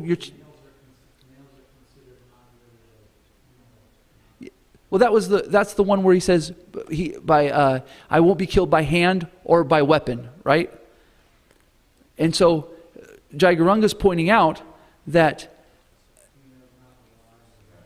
oh, that's it, right? Oh, okay. Oh, my bad. I thought that was okay, thank you. I appreciate you correcting me there. The finger, what he's saying is the fingernails are no longer alive or dead. They're just a byproduct of the body. But also, by no weapon or by no hand of it. And so Nrsingadev kills him with his nails also. So what other boon? Huh? Day or night. Okay, so how does he get by this one? Sunset. Oh, twilight. There we go, twilight. So it's neither day or night. Like Krishna kills him at twilight. That's a matter of fact why some of you, Angel, but Jose, you know that we talked about this morning. We fast sometimes on great festival days. We fast. There's different kind of fasts. Sometimes we won't eat anything at all. Sometimes we'll just drink water. Sometimes we'll just eat fruits. So many different ways. Sometimes we'll just eat regular. But there's different times we break fast. And so today we break fast normally at dusk or twilight. And that's because at that day and time, Nrsingadev is coming, and so we celebrate by breaking fast. Is there any more?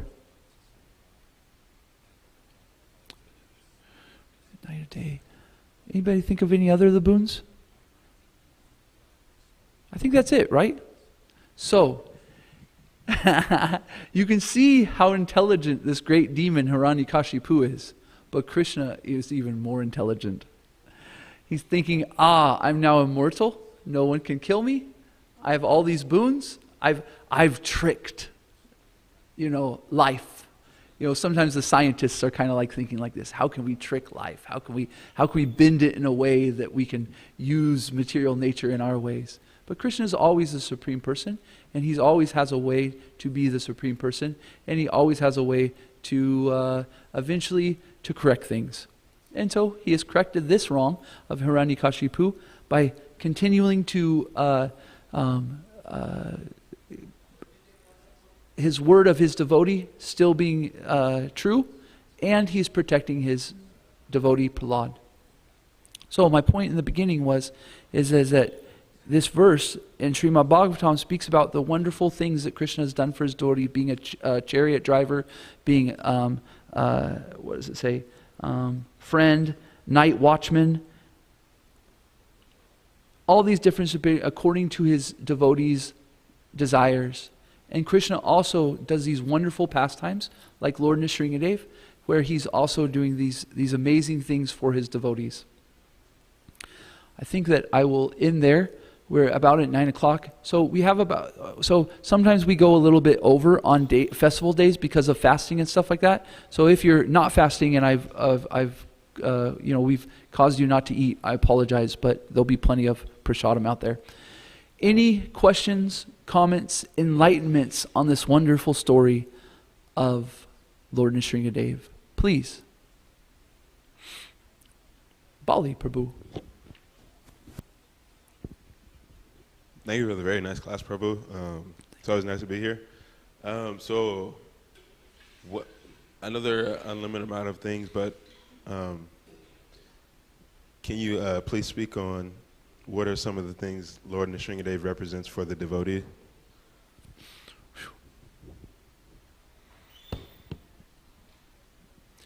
I'm having some thoughts in my head, but could you elaborate on that? Like, is there anything specific more on what he means?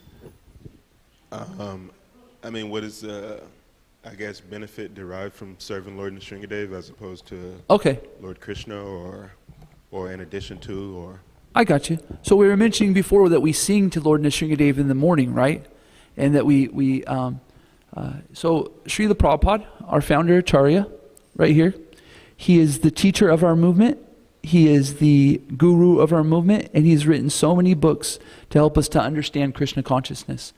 And he established the worship by the devotees of Lord Nrsingadev for certain purposes. One being that he wanted the devotees to be protected. So Prahlad, the 5-year-old boy, this wonderful devotee, is so innocent, being protected by Lord Nrsingadev. So similarly, we can pray to Lord Nrsingadev because when we understand that we don't have so much influence, sometimes we think we have so much strength, there's so much of things, but then there's sometimes when Krishna humbles us and we understand that we're so insignificant, we don't have much influence, and we can say, Krishna, please protect me, and especially in the form of Lord Nrsingadev. Second, he established the worship of Lord Nrsingadev to protect this movement. Because there's people here that don't like people hearing about the Supreme Person. Some people don't want us to have a relationship with Krishna. They're like Hiranyakashipu. They want to be God. They don't look over there, look over here. So similarly, Srila Prabhupada has established the worship of Lord Nrsingadev for the protection of this movement. Third, he asked that Lord Nrsingadev be worshipped for the protection of our teachers. So we have teachers in this movement, especially Srila Prabhupada, that in Srila Prabhupada's humility, even though he's such a great, I just kind of got one of those moments that kind of hit me, where Srila Prabhupada is a pure devotee. He has nothing but the pleasure of Krishna. But in his humility, he said, you know what, even I want to establish the worship of Lord Nrsingadev to protect me,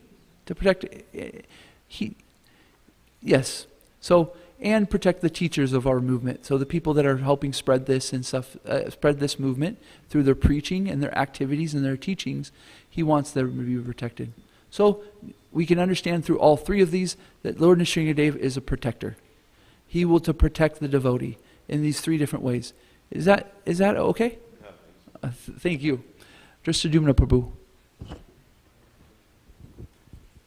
I was hearing before that it was saying that in the previous ages, the demons would be on other planets. And then in another age, the demon would be on the same planet. And another age would be the same continent, same family. And then in this age, the demon's in the same body as you. And the demon's in your heart. And basically, that's where Hiranyakashipu is that you have demonic qualities in your heart. And so I was thinking another reason that we can pray to Nrsingadev is, can you please tear apart these unwanted things in my heart? Can you please cut me open, do the surgery, and take out the nasty things that are in my heart? You ever seen the cartoons where they show Satan on one side and a little angel on one side, and they're trying to get us to do something? So kind of what you're explaining, just inside us, we have sometimes these demonic. I'm kidding about it being a cartoon. That's kind of a joke. It's not literally like there's Satan and an angel inside you. But the point is that it kind of signifies that in us are these demonic qualities, and then the angel are blessing, blessed qualities, and they're kind of fighting once it's on. And so Drista is pointing out very nicely that when we're trying to be saintly and we're trying to be our best that we can, and we have some qualities that are demonic, or as we say, just these qualities that we don't like, we can pray to Lord Nrsingadev, please protect me, please rip apart these, please take them out of me, take me, and he will. Be careful though, because he will rip them out. Any other comments, questions, thoughts, please? Jose. It's a good example to see how Krishna will take care of devotees, pure devotees, like the little kid. Yeah, right? Even little boys. So we have a school here. called TKG. It's Academy. It's a school right over there. And we have 30 to 40 boys and girls that go to it. And every time I get to be around them, it's amazing to see their qualities and their happiness and their joy. Matter of fact, I'll just tell one story about it. I have many stories about my understanding of how wonderful these kids is. But okay, so there's this one person who wasn't part of our community. They were outside, and the boys and girls of the school were going from one class to another. And the mother of this child saw how happy these kids looked, and she said, I'm going to enter my child into this school. The kids are so happy. Sringade Bhagavan ki jai, Shri Radha Kalashanji ki jai. So this is how strong these boys and girls are, just by their happiness from walking, running, playing from one side. People look at them and go, I want my kids to be doing what they did. I want my kids to be in the school that they are. And literally they enrolled their child into the school. So yes, that Krishna is with these, with us and the devotees and these kids. So wonderful. Janaki.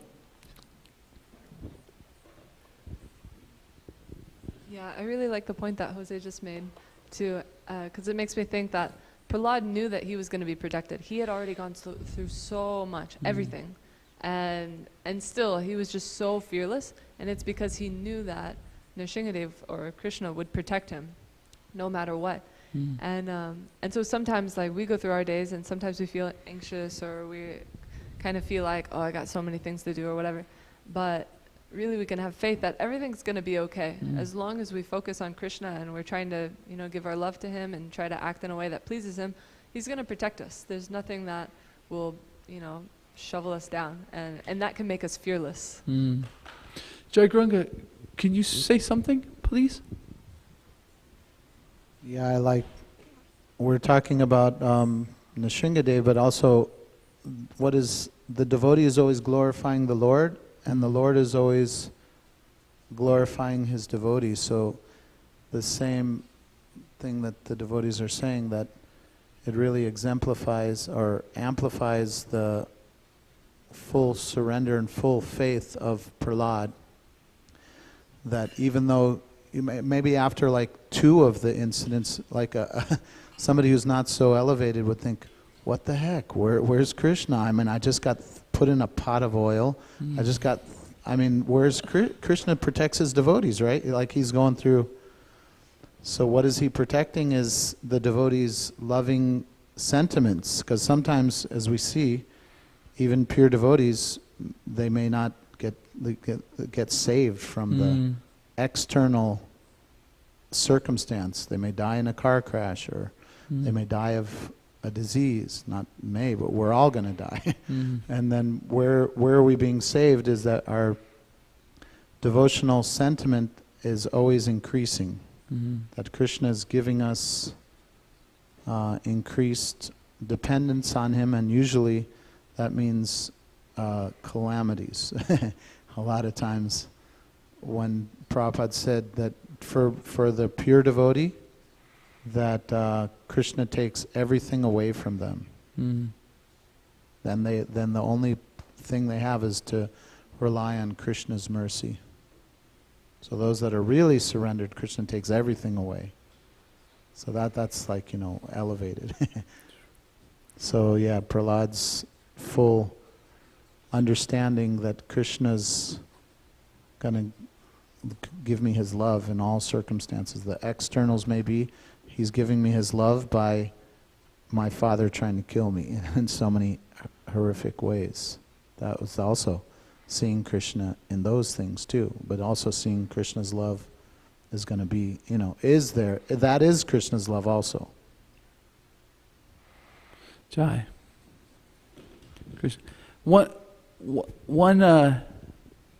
last thing on Krishna's being so at the will of the devotee. It will end on this. So there was a part where I was explaining, or the story where Hiranyakashipu, or where Hiranyakashipu was saying, "Is your father here?" Or is your Krishna here? Is your Krishna there? And he's pointing to these different places. And every single time Prahlad says, yes, my Krishna is there.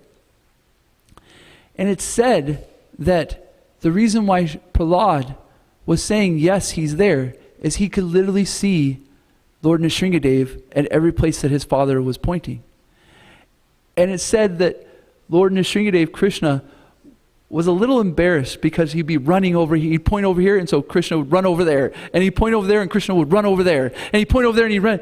And then when he pointed at the pillar and said, is your Krishna there? Krishna ran over there. So every single time Prahlad wasn't just being sentimental in the sense of, oh yeah, Krishna's everywhere. No, he saw Krishna running from place to place, in every place that.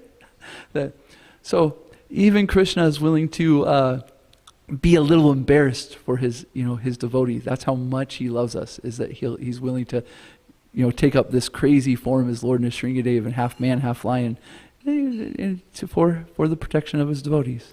Okay, I'm sorry I went over a little bit. I appreciate your guys' wonderful comments. I appreciate your guys' being here.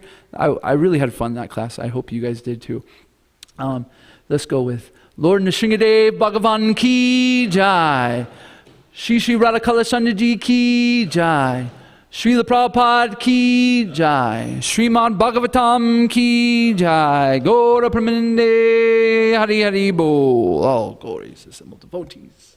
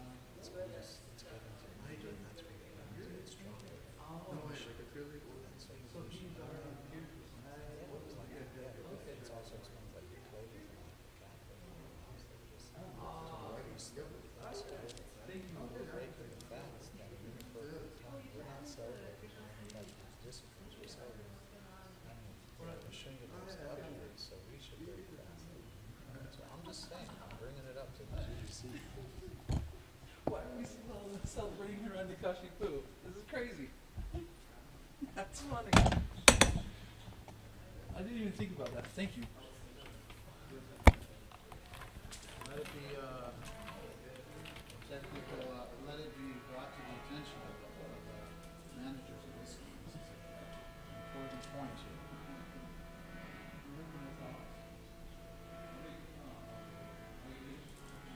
We're not asking me, what are we fasting? Noon, right? Or sunset?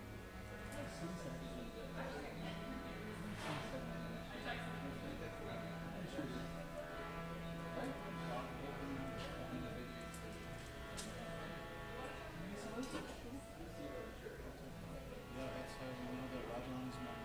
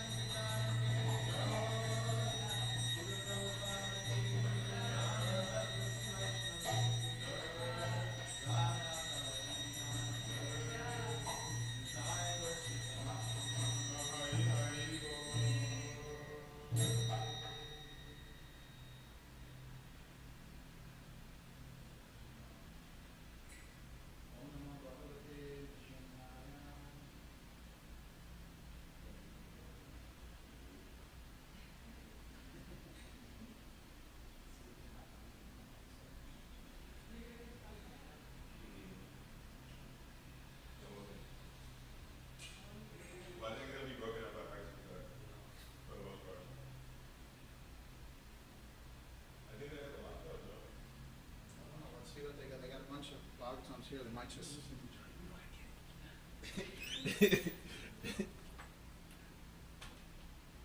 Oh, I saw two was a seven. I was getting all jacked up. Yeah, he got. He got lordships.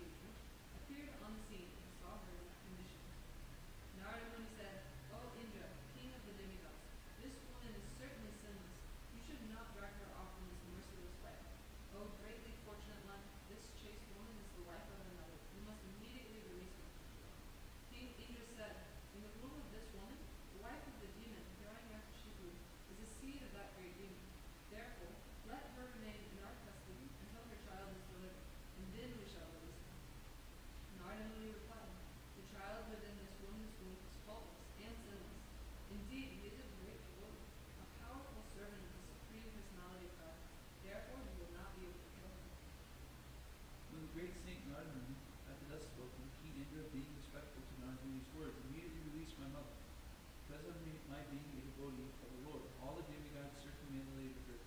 Then they returned to their celestial kingdom. The Lord Maharaj continued. The great Saint Narayana brought my mother to his ashram and assured her of all protection, saying, "My dear child, please remain at my ashram until the arrival of your husband."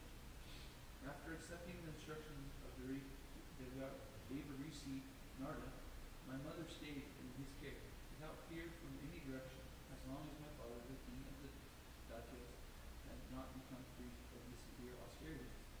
My mother, being pregnant, desired the safety of her embryo, and desired to give birth after her husband's arrival.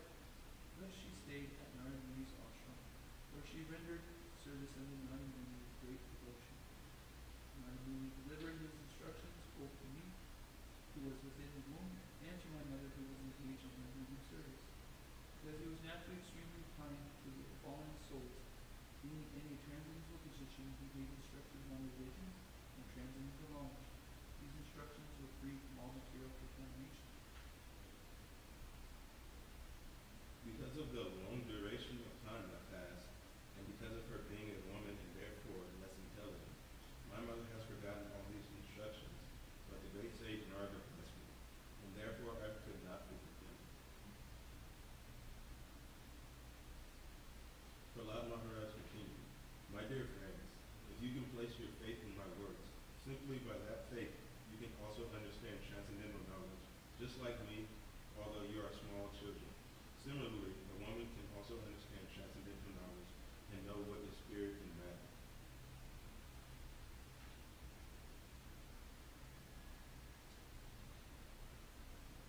Just as fruits and flowers of a tree in due course of time undergo 6 changes, birth, existence, growth, transformation, dwindling, and then death, the material body, which is ordained by the spirit soul under different circumstances, undergoes similar changes.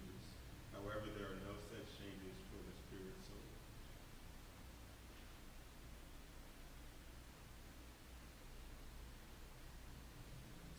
Atma refers to the Supreme Lord or the living entities. Both of them are spiritual, free from birth and death, free from deterioration, and free from material contamination. They are individual, they are the knowers of the external body, and they are the foundation or shelter of everything. They are free from material change, they are self-illuminated, they are the cause of all causes, and they are all pervading. They have nothing to do with the material body, and therefore we are always uncovered. With these transcendental qualities, one who is actually learned must give up the illusory conception of life in which one thinks, I can this material body and everything in relationship with the body of the mind.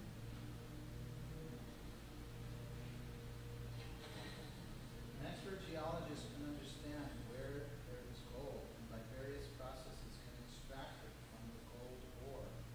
Similarly, a spiritually advanced person can understand how the spiritual particle exists within the body, and thus by cultivating spiritual knowledge he can attain perfection in spiritual life.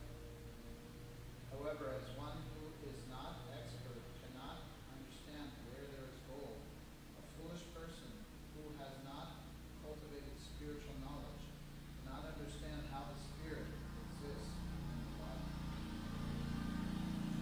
The Lord's 8 separated material energies, the 3 modes of material nature, and the 16 transformations, the 11 senses, and the 5 gross material elements like earth and water. Within all these, the one spirit soul exists as the observer. Therefore, all the great acharyas have concluded that the individual soul is conditioned by these material elements. There are 2 kinds of bodies for every individual soul: a gross body made of 5 gross elements and a subtle body made of 3 subtle elements. Within these bodies, however, is the spirit soul. One must find the soul by analysis, saying, this is not it, this is not it. Thus one must separate spirit from matter. A sober and expert person should search for the spirit soul with mind purified. This is the Lord talking, the 5 world truth.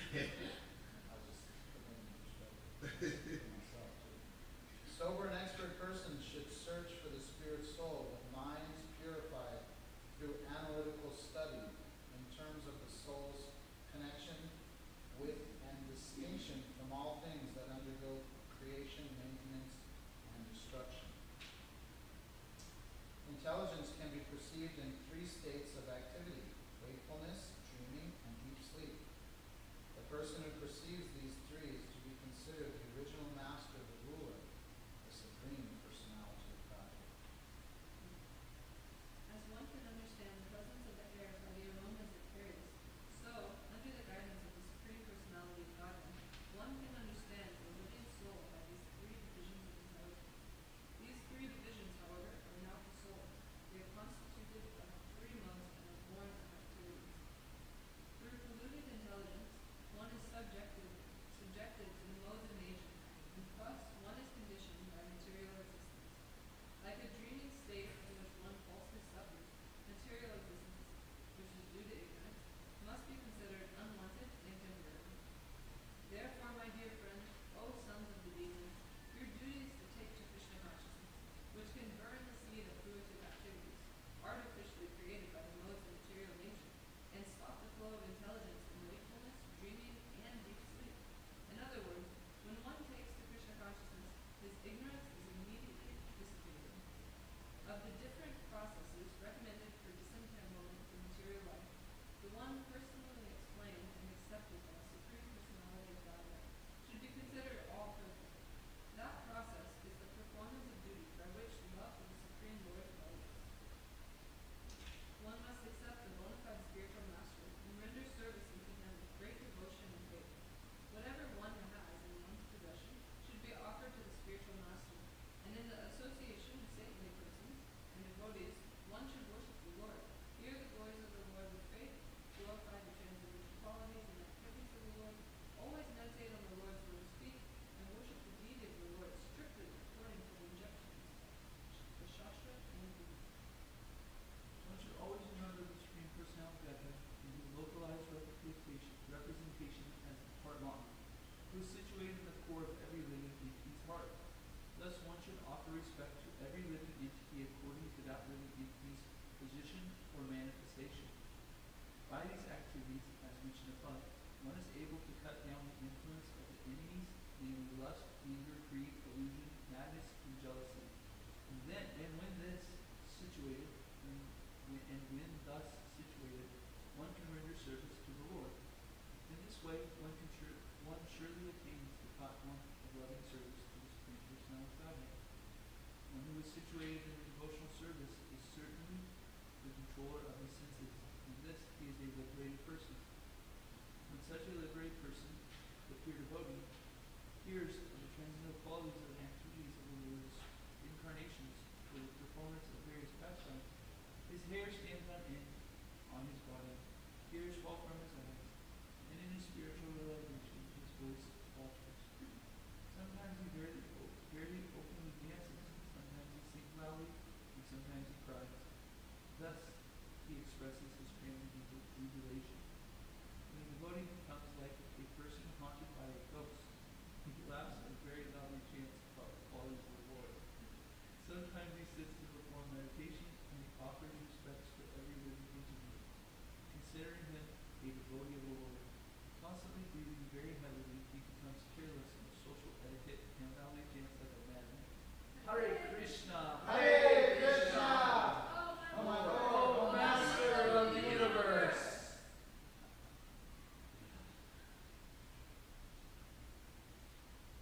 The devotee is then free from all material contamination because he constantly thinks of the Lord's pastimes and because his mind and body have been converted to spiritual qualities.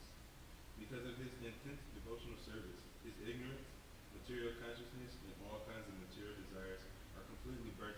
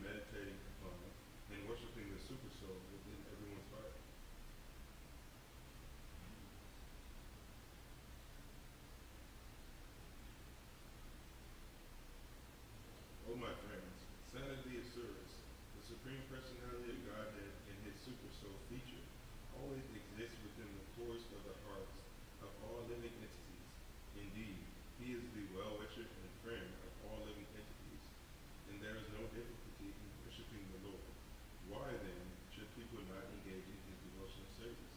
Why are they so addicted to unnecessarily producing artificial paraphernalia for sense gratification?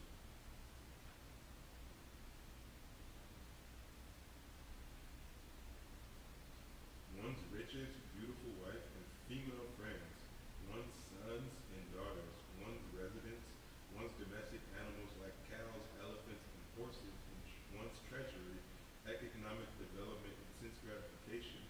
Indeed, even the lifetime in which one can enjoy all these material opulences are certainly temporary and fleeting. Since the opportunity of human life is temporary, what benefit can these material opulences give to a sensible man who has understood himself to be eternal?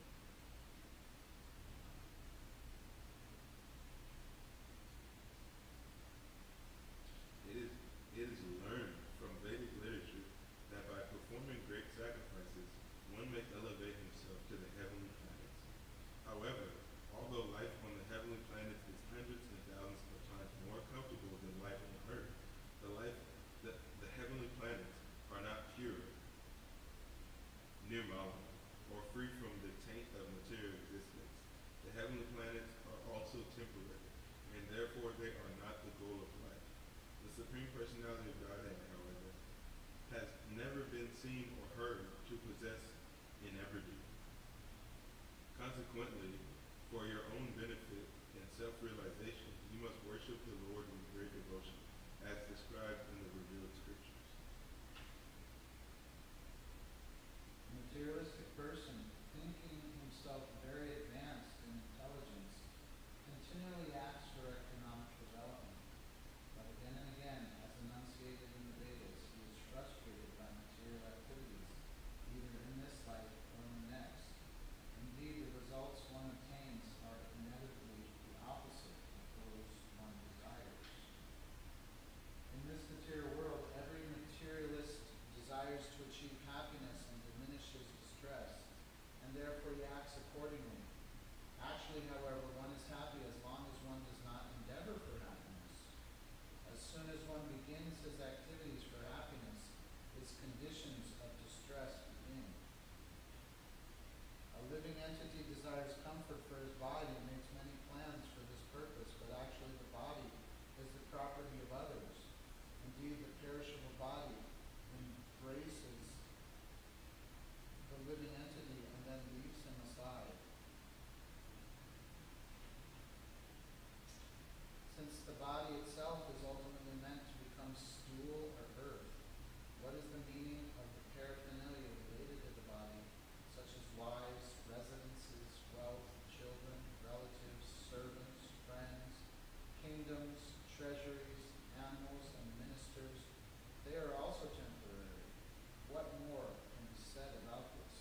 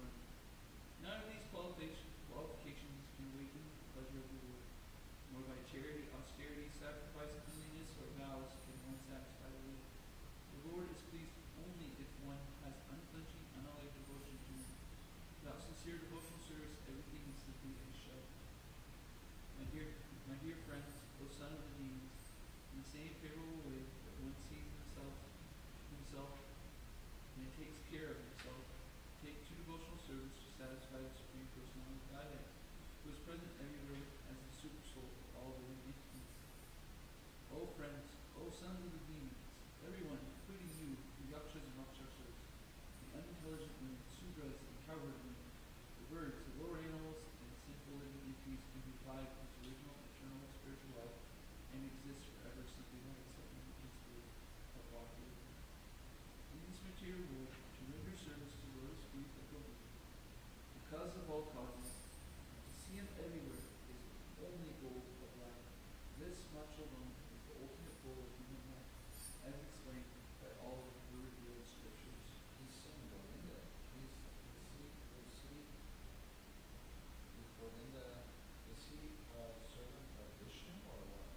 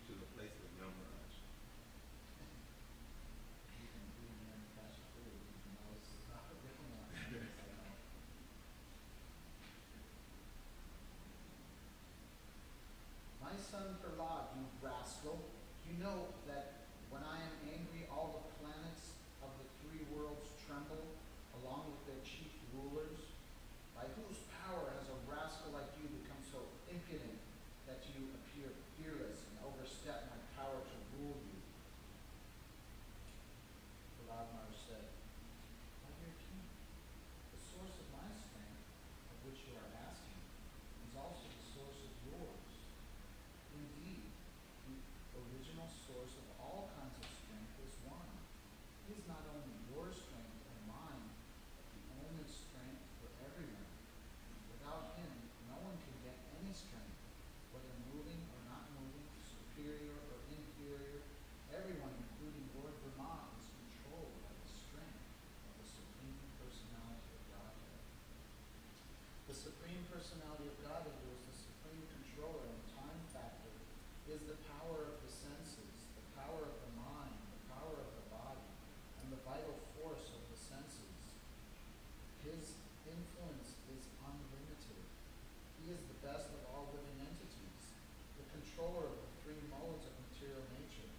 By his own power, he creates this cosmic manifestation, maintains it, and annihilates it also. Prahlad continued, my dear father, please give up your demoniac mentality.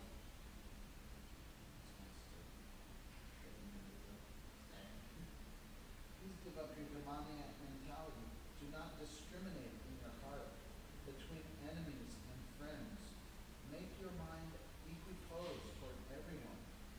Except for the uncontrolled and misguided mind, there is no enemy within this world. Except for the uncontrolled and misguided mind, there is no enemy within this world.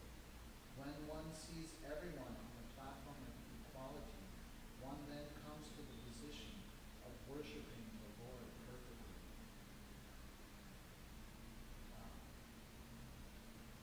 How we look at how we our disposition to everyone is a way of worshiping Krishna.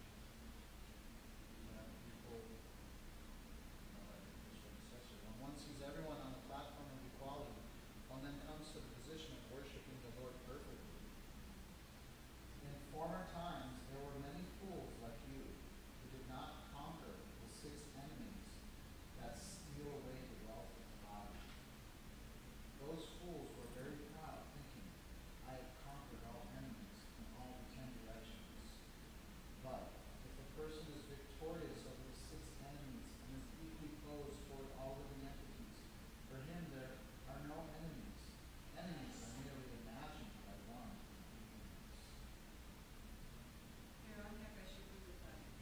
You rascal!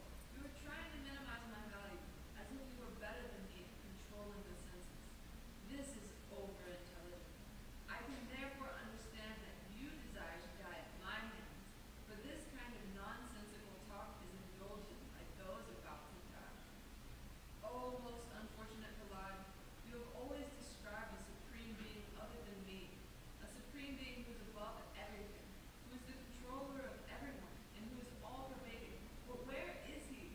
If he is everywhere, then why is he not present before me in this pillar? Because you are speaking so much nonsense, I shall now sever your head from your body. Now let me see your most worshipful God come to protect you. I want to see it.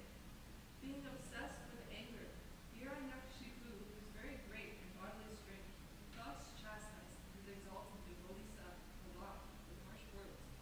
Cursing him again and again, Hiranyakashipu took up his sword, got up from his royal throne, and with great anger struck his fist against the column. Then, from within the pillar, came a fearful sound, which appeared to crack the covering of the universe. Oh, my dear Yudhisthira, this sound reached even the abodes of the demigods like Lord Brahma, and when the demigods heard it, they thought, oh, now our planets are being destroyed. While showing his extraordinary prowess, Hiranyakashipu, who desired to kill his own son, heard that wonderful tumultuous sound which had never before been heard. Upon hearing the sound, the other leaders of the demons were afraid, and none of them could find religion as that sound made seem. To prove that the statement of the servant Prahlad was substantial, in other words, to prove that the Supreme Lord is present everywhere, even with the pillar, only simply called, the Supreme Person of God has exhibited a wonderful form never before seen. form was neither that of a man nor that of a lion. This the Lord appeared in his wonderful form in the assembly of the hall. When Hiranyakashipu looked all around to find the source of the sound, that wonderful form of the Lord, which could not be ascertained to be either a man or a lion, emerged from the pillar. In amazement, Hiranyakashipu wondered, what is this creature that is half man and half lion? Hiranyakashipu studied the form of the Lord, trying to decide who the form of the Shrita standing before him was. The Lord's form was extremely fearsome because of his angry eyes, which resembled molten gold, his shining mane, which expanded the dimensions of his fearful face, his deadly teeth, and his razor-sharp tongue, which moved about like a gleaming sword. His ears were erect and motionless, and his nostrils and gaping mouth appeared like caves of a mountain. His jaws parted fearfully, and his entire body touched the sky. His neck was very short and thick, his chest broad, his waist thin, and the hairs on his body as white as the rays of the moon. His arms, which resembled planks of soldiers, spread in all directions as he killed demons, rogues, and atheists with his conch shell-faced blows and other deadly weapons.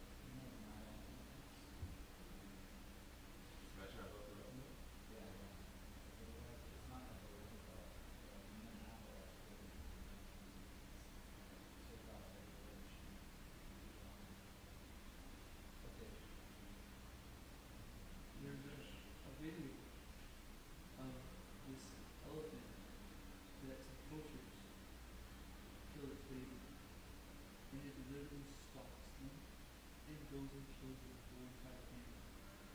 Like, there's a story about it. You have to check it out. Like, it goes and kills that person, and then kills this family. It's crazy. I mean, it shows him like stomping, like the elephant stomping on the back. I mean, I was thinking, he's so deluded. He just like heard the Lord roar and then sees him. And still he's thinking, huh, he's going to fight me? And he starts to attack him. Just as a small insect falls forcefully into a fire, and the insignificant creature becomes invisible, when Hiranyakashipu attacked the Lord, which was full of effulgence, Hiranyakashipu became invisible. This is not at all astonishing, for the Lord is always situated in pure goodness. Formerly, during creation, he entered the dark universe and illuminated it by his spiritual effulgence. Thereafter, the great demon Hiranyakashipu, who was extremely angry, swiftly attacked Nishringadev with his club and began to beat him. Lord Nishringadev, however, captured the great demon along with his club, just as Garuda might capture a great snake. O Yudhisthira, O great son of Bharat, when Lord Nishringadev gave Hiranyakashipu a chance to slip from his hand, just as Garuda sometimes plays with the snake and lets it slip from his mouth, the demigods who had lost their abodes and who were hiding behind the clouds for fear of the demon did not consider that incident very good. Indeed, they were perturbed. When Hiranyakashipu was freed from the hands of Nishringadev, he falsely thought that the Lord was afraid of his prowess. Therefore, after taking a little rest from the fight, he took up his sword and shield and again attacked the Lord with great force. Verse 11 is like makes me think of what Raha did whenever he met Rania. There's one verse that specifically is like, slaps him with his sword, and he was finished. It's something very, very small. Let me just read this short riddle. When a sinful man enjoys material facilities, foolish people sometimes think, how is it that this sinful man is enjoying, whereas a pious man is suffering? By the will of the Supreme, a sinful man is sometimes given the chance to enjoy the material world, as if he were not under the clutches of material nature, just so that he may be fooled. The sinful man who acts against the laws of nature must be punished, but sometimes he is given a chance to play, exactly like Hiranyakashipu when he was released from the hands of Nishringadev. Hiranyakashipu was destined to be ultimately killed by Nishringadev, but just to see the fun, the Lord gave him a chance to slip from his hands. Making a loud, shrill sound of laughter, the Supreme Personality of Godhead Narayan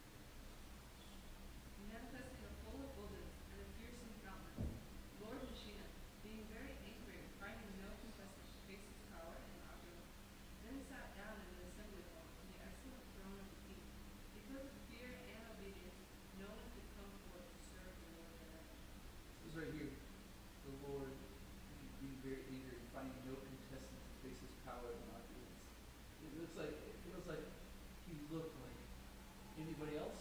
You know, like round two? No? Okay.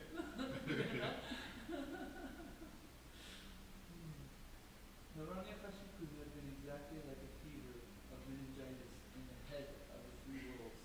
This, when the wives of the demigods in the heavenly planet saw that the great demon had been killed by the personal hands of the Supreme Personality of Godhead, their faces blossomed with great joy.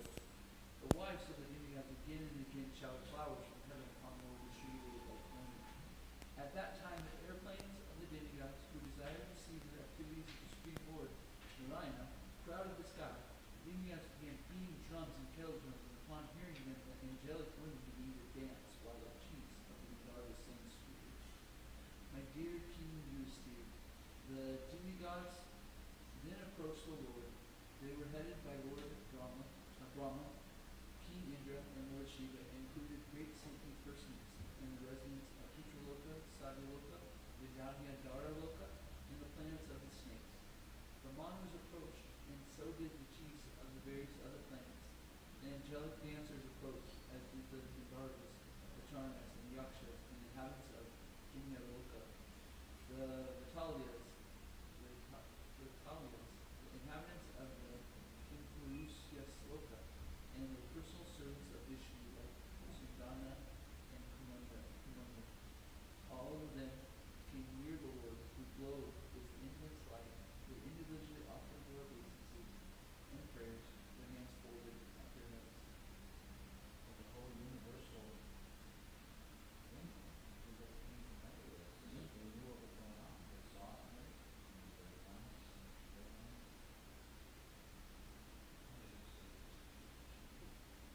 Lord Brahma prayed, My Lord, you are unlimited, and you possess unending potencies. No one can estimate or calculate your prowess and wonderful influence. For your actions are never polluted by the material energy. Through the material qualities, you very easily create the universe, maintain it, and again annihilate it. Yet you remain the same without deterioration. I therefore offer my respectful obeisances unto you. Lord Shiva said, The end of the millennium is the time for your anger.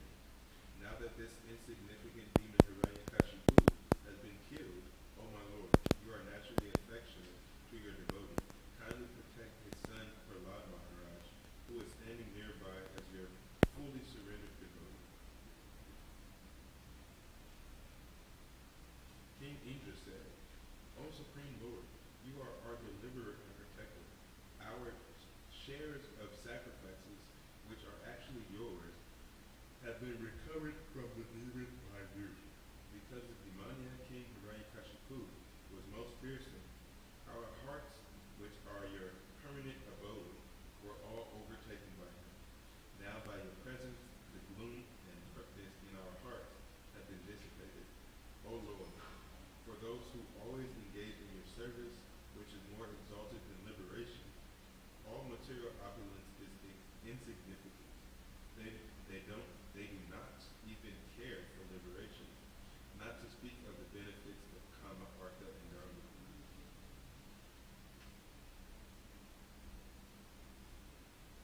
All the saintly persons present offered their prayers in this way.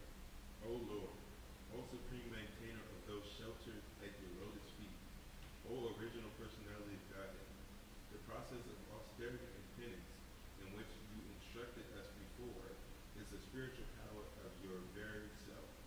It is by austerity that you create the material world which lies dormant within you.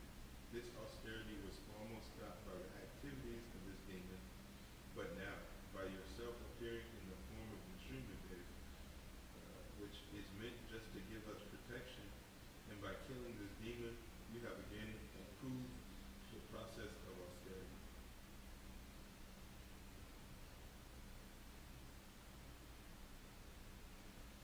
The inhabitants of Pitraloka prayed, Let us offer our respectful obeisances unto Lord Nrsimhadev, the maintainer of the religious principles of the universe. He has killed Hiranyakashipu, the demon who by force enjoyed all the offerings of the Shraddha ceremonies performed by our sons and grandsons on the anniversaries of our death, and who drank the water with sesame seeds offered in the holy places of pilgrimage. By killing this demon, O Lord, you have taken back all this stolen property from his abdomen by piercing it with your nails. We therefore wish to offer our respectful obeisances unto you.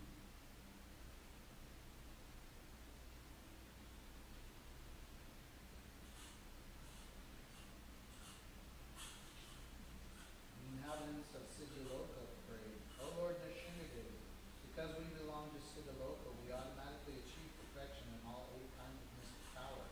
Yet Hiranyakashipu was so dishonest that by the strength of his power and austerity, he took away our powers. Thus he became very proud of his mystic strength. Now, because this road has been killed by your nails, we offer our respectful obeisances unto you. The inhabitants of Vidyakara-loka prayed, O our acquired power to appear and disappear in various ways, according to varieties of meditation, is banned by that foolish Hiranyakashipu because of his pride and his superior bodily strength and his ability to conquer others. Now the Supreme Personality of God has killed him, just as if the demon were an animal. Unto that supreme pastime, form of Lord Nrsimhadev, we eternally offer our respectful obeisances. The inhabitants of Nagaloka said, the most sinful Hiranyakashipu took away all the jewels on our hoods and all our beautiful wives. Now, since his chest has been pierced by your nails, you are the source of all pleasure to our lives. Thus we together offer our respectful obeisances unto you.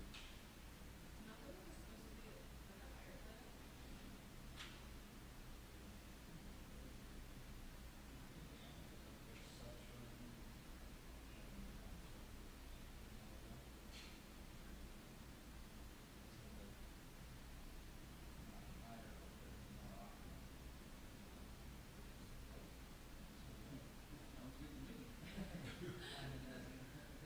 Interesting to think about that in terms of snake oil.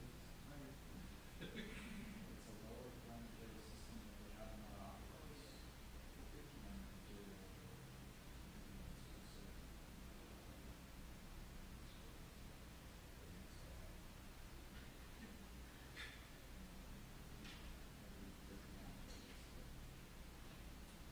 I'm curious, like I'd like to know why isn't our community telling them about how to build up?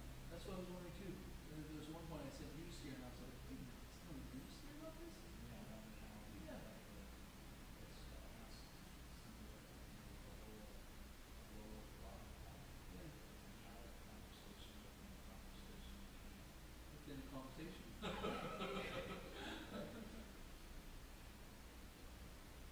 So now we've got the Manus. All the Manus offered their prayers as follows.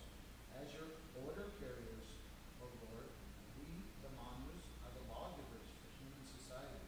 But because of the temporary supremacy of this great demon, Hiranyakashipu, our lives for maintaining Varnashram Dharma were destroyed. Our laws for maintaining Varnashram Dharma were destroyed. O Lord, now that you have killed this great demon, we are in our normal condition. Kindly order us for eternal service. What to do now? The Prajapatis offer their prayers as follows. O Supreme Lord, Lord of even Brahma and Shiva, we the Prajapatis were created by you to execute your orders, but we were forbidden by Hiranyakashipu to create any more good progeny. Now the demon is lying dead before us, his chest pierced by you.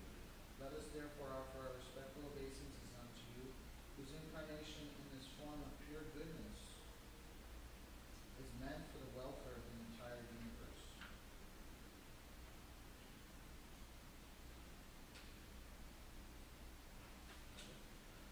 The inhabitants of Gandharva-loka prayed, Your Lordship, we ever engage in your service by dancing and singing in dramatic performances.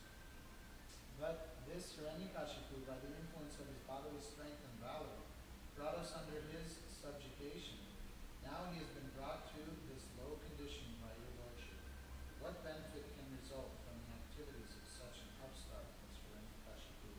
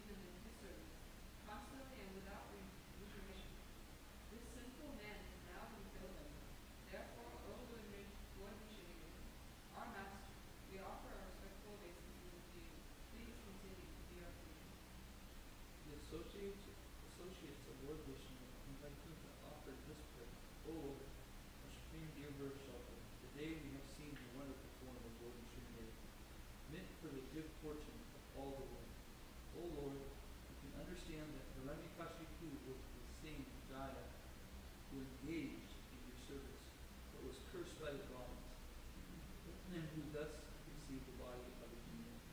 We understand that that his having now been killed is your special mercy upon him. I wonder what all people in the universe, like, they didn't know that.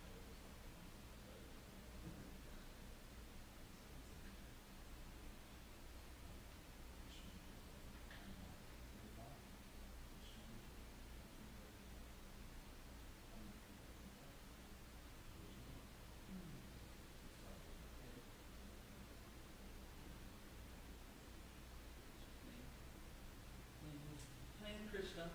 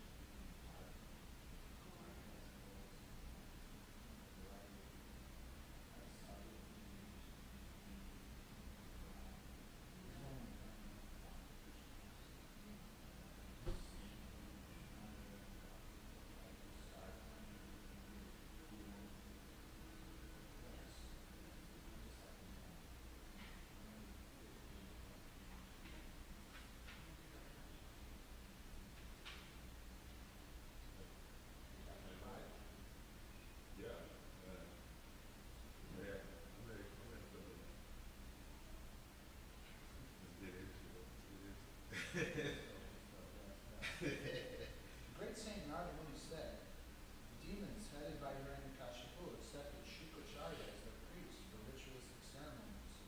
Shukracharya's two sons, Sanda and Marka, lived near Hiranyakashipu's palace.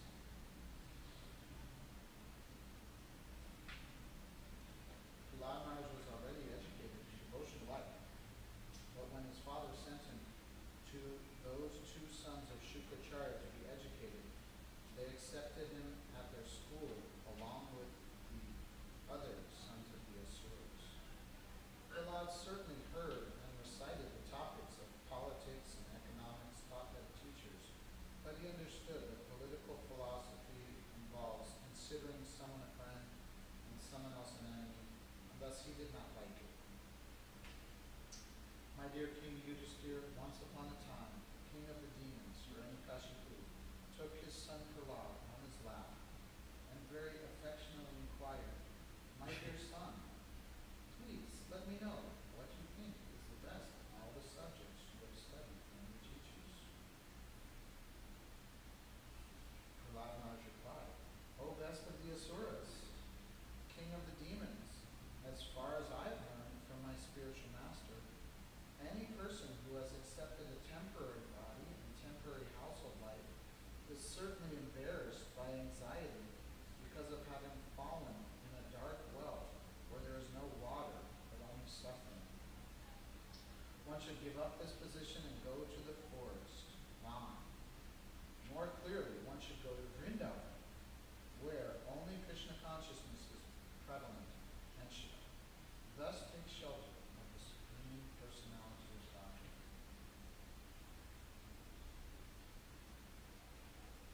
Narada Muni continued. When Prahlad Maharaj spoke about the path of self-realization and devotional service, thus being faithful to the camp of his father's enemies, Hiranyakashipu, the king of the demons, heard Prahlad's words and he laughingly said, Thus is the intelligence of children spoiled by the words of the enemy.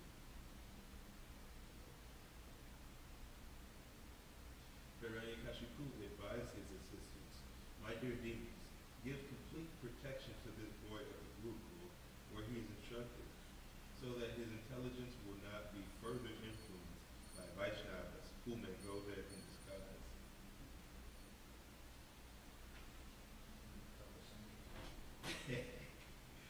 When Hiranyakashipu's servants brought the boy Prahlad back to the Gurukul, the place where the Brahmanas taught the boys, the priests of the demons summed up in a mark of pacification with very mild voices and affectionate words, and inquired from him as follows.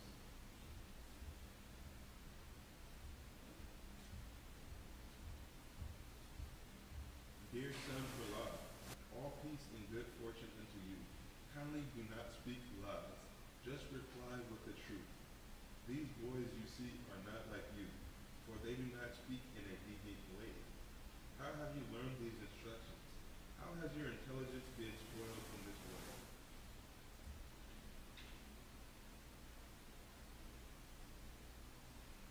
O best of your family, has this pollution of your intelligence been brought about by you or by your enemies? Has this pollution of your intelligence been brought about by you or by the enemies? We are all your teachers and are very eager to hear about this. Please tell us the truth. Prahlad Maharaj replied, Let me offer my respectful obeisances unto the Supreme Personality of Godhead, whose external energy has created the distinction of my friend and my enemy by deluding the intelligence of man. Indeed, I am now actually experiencing this, although I have previously heard of it from authoritative sources.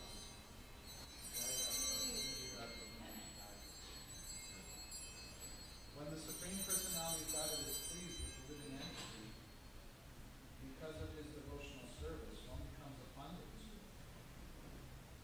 and does not make distinctions between enemies, friends, and himself. Intelligently, he then thinks, every one of us is an eternal servant of God, and therefore we are not different from one another.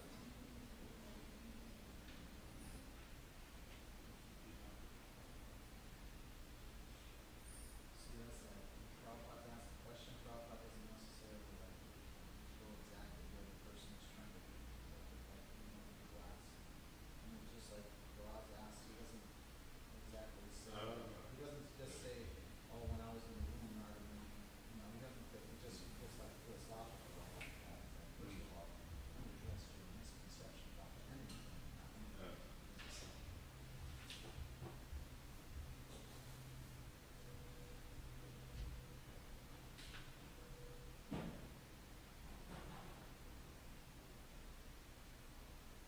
Kind of gives like the whole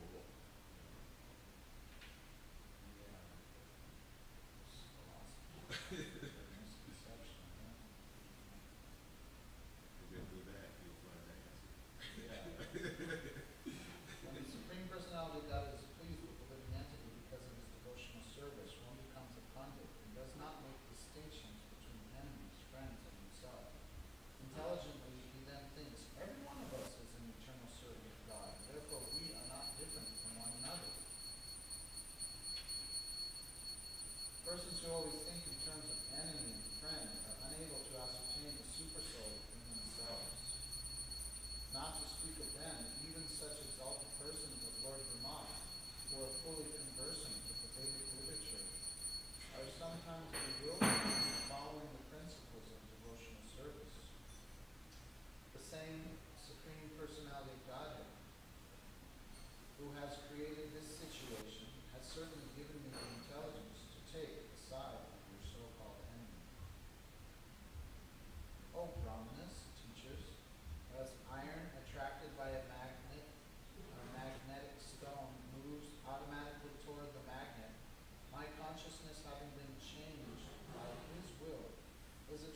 by Lord Vishnu, who carries a disc in his hand.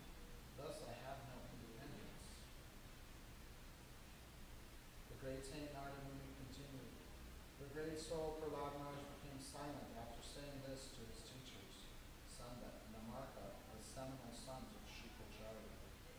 These so-called Brahmanas then became angry at him because they were servants for Hiranyakashipu. They were very sorry, and to chastise Prahlad Maharaj, they spoke as follows. So he never gives the answer. Yeah, that's just kind of like, so, I'm just attracted to Krishna like a magnet.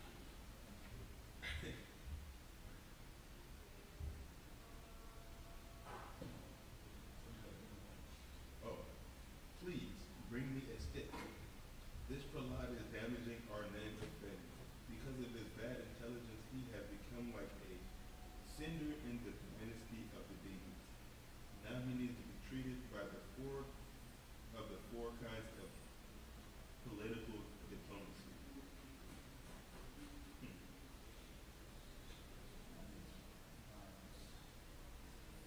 This rascal Prahlad has appeared like a thorn tree in a forest of sandalwood. To cut down sandalwood trees, an axe is needed, and the wood of the thorn tree is very suitable for the handle of such an axe. Lord Vishnu is the axe for cutting down the sandalwood forest of the family of demons, and this Prahlad is the handle for that axe.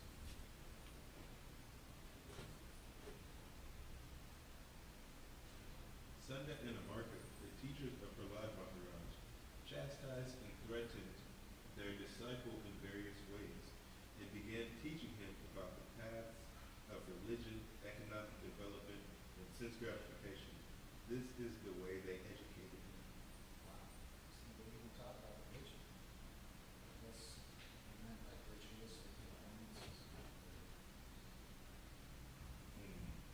Like the different parts of the ladies. Yeah. So, yeah, that's super amazing.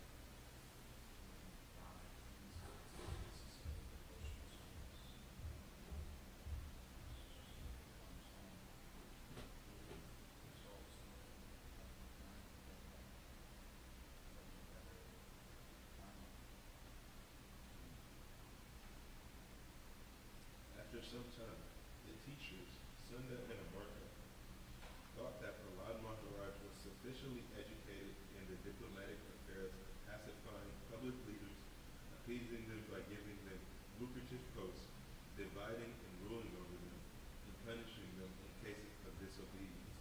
Then one day, after Prahlad's mother had personally washed the boy and dressed him nicely with sufficient ornaments, they presented him before his father.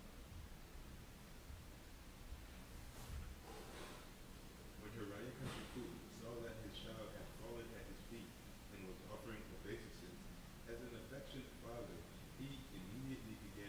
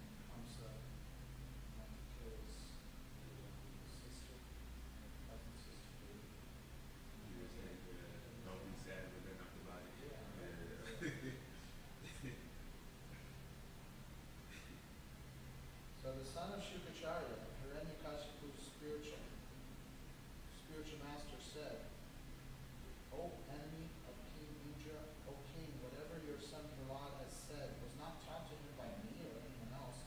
His spontaneous devotional service has naturally developed in him. Therefore, please give up your anger and do not unnecessarily accuse us.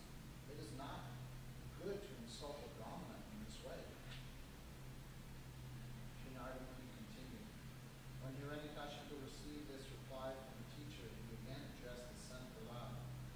Hiranyakashipu said, You rascal, most fallen of our family, if you have not received this education from the teachers, where have you gotten it? Prahlad Maharaj replied, Because of their uncontrolled senses, persons too addicted to materialistic life make progress toward hellish conditions and repeatedly chew that which has already been chewed. Their inclinations toward Krishna are never aroused, either by the instructions of others, by their own efforts, or by a combination of both. Let's read the Sanskrit. That's super. These all are super finished. Shri Prahlad Vajamapena Krishne Palata Swato Vanito Vipati Tavihe Vitanam Adanta Govir Ishikam Kamishram Puna Punaschar Vitacharanam. So the verse again, because of their uncontrolled senses, persons too addicted to materialistic life make progress toward hellish conditions and repeatedly chew that which has already been chewed. Their inclinations toward Krishna are never aroused, either by the instruction of others, by their own efforts, or by a combination of both.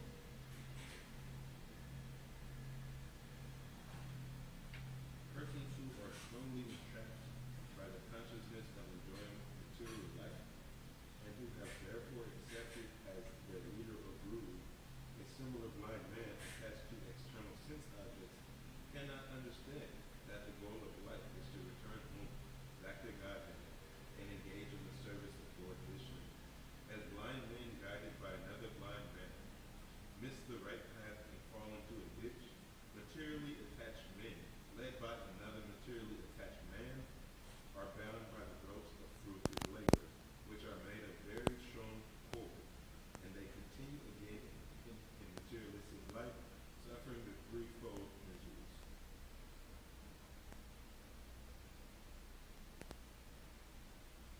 Unless they smear upon their bodies the dust of the lotus feet of a Vaishnava, completely freed from material contamination, persons very much inclined toward materialistic life cannot be attached to the lotus feet of the Lord, who is glorified for his uncommon activities. Only by becoming Krishna conscious and taking shelter at the lotus feet of the Lord in this way can one be freed from material contamination.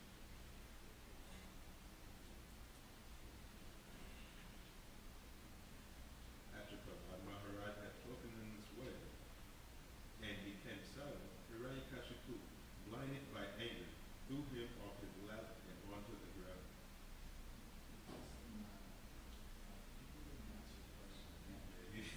You have to answer any question.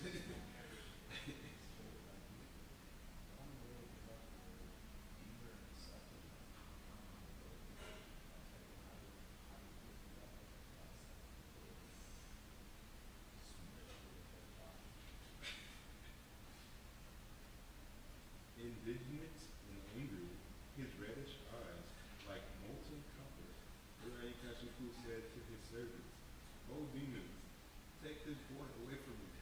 He deserves to be killed. Kill him as soon as possible. This boy Prahlad is the killer of my brother, for he has given up his family to engage in the devotional service of the enemy, Lord Vishnu, like a menial servant.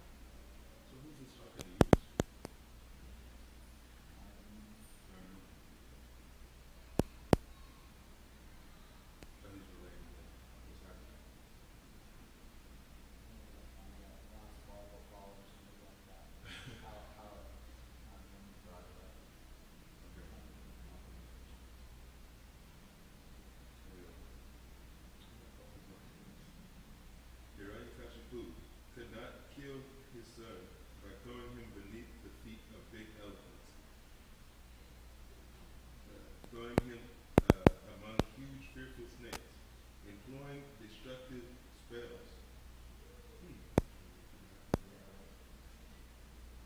Harry Potter.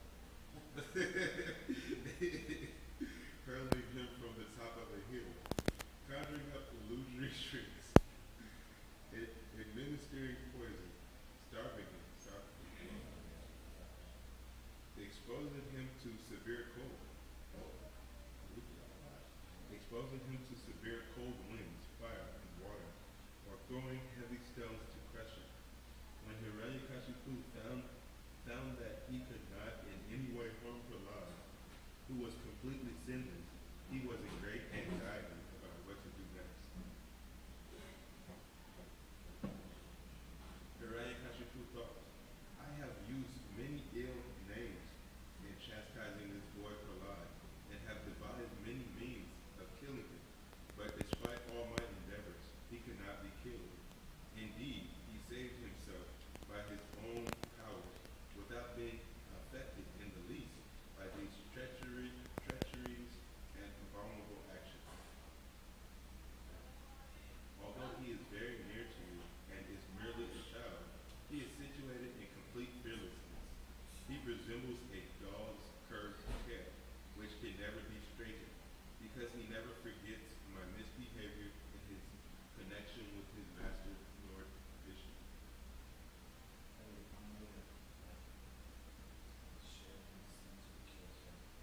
Yeah,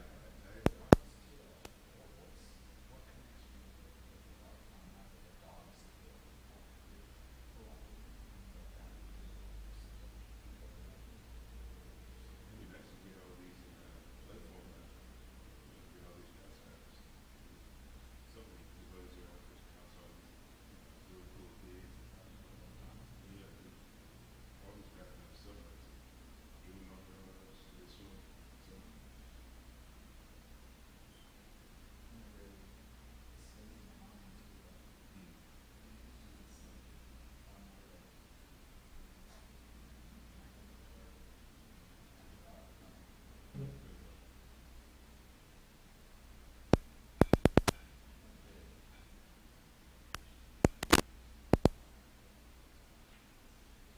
I can see that this boy's strength is unlimited, for he does not fear any of my punishments. He appears immortal. Therefore, because of my enmity toward him, I shall die. Or maybe this will not take place. Thinking in this way, the king of the Daityas, morose and bereft of bodily luster, remained silent with his face downward. Then Sunda and Marka, the two sons of Shukracharya, spoke to him in secret. What's interesting too is that he just realized his son had become immortal by his endeavors, but that was like his main thing, right? yeah, he wanted to He did like see his posture, right? Hold himself. Like his determination, like he was living within the life air within his bones, right? He stood on his tippy toes and raised up and thousands of years or something. That's some limitations, right? Oh, that's right. That's how Rama came to him. So, oh Lord, we know that when you simply move your eyebrows, all the commanders of the various planets are most afraid. Without the help of any assistance, you have conquered all the three worlds. Therefore, we do not find any reason for you to be morose and full of anxiety.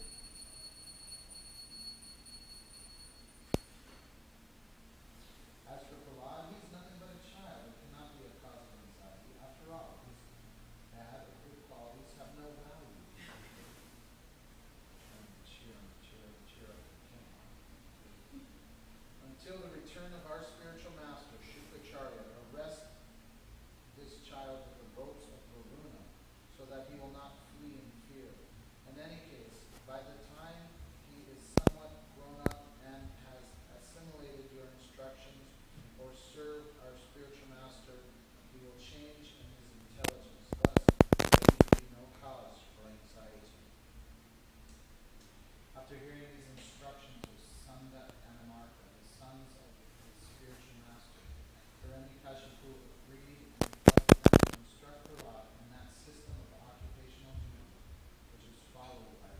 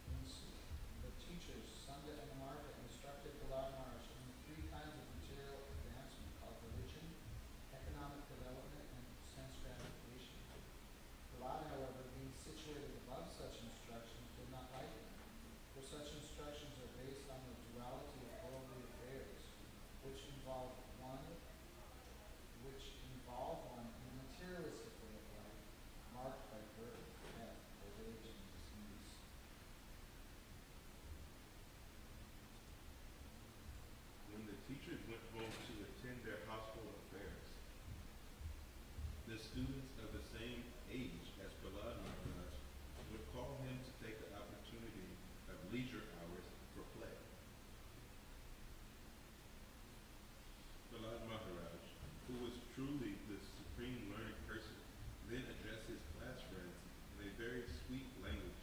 Smiling, he began to teach them about the uselessness of the materialistic way of life. Being very kind to them, he instructed them as follows.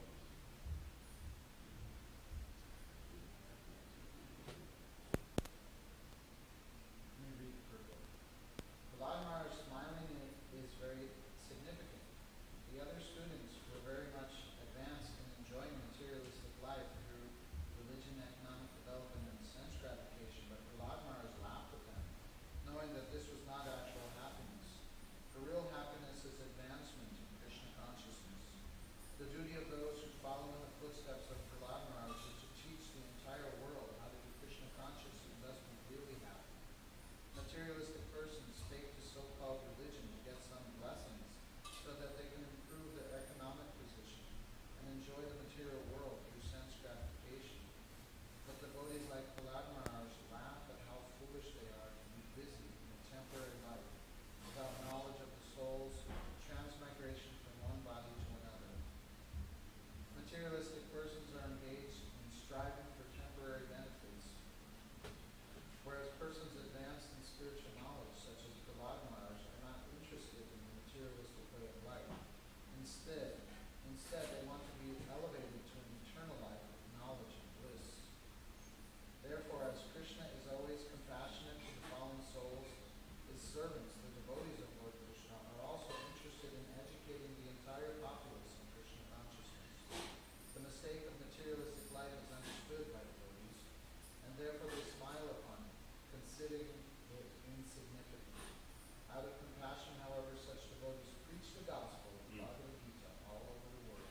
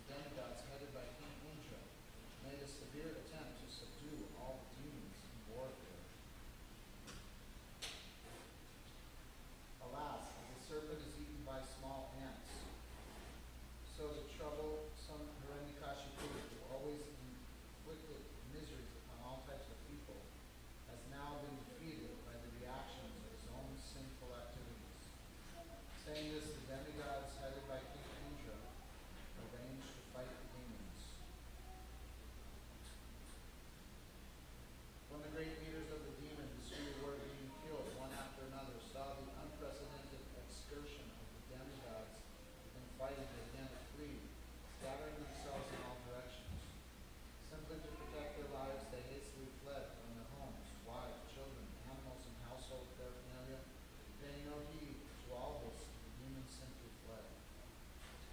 The victorious demigods plundered the palace of Hiranyakashipu, the king of the demons, and destroyed everything within it. And then Indra, king of heaven, arrested my mother, the queen.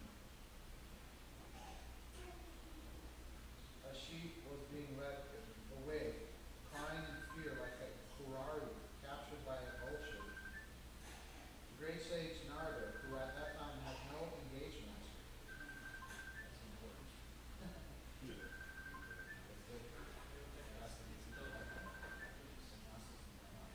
appeared on the scene and saw her in that condition.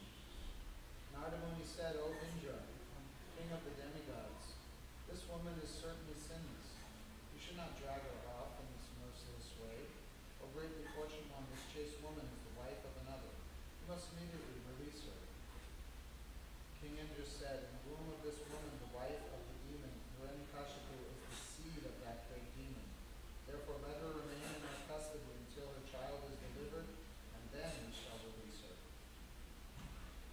Narada Muni replied, the child within this woman's womb is faultless and sinless.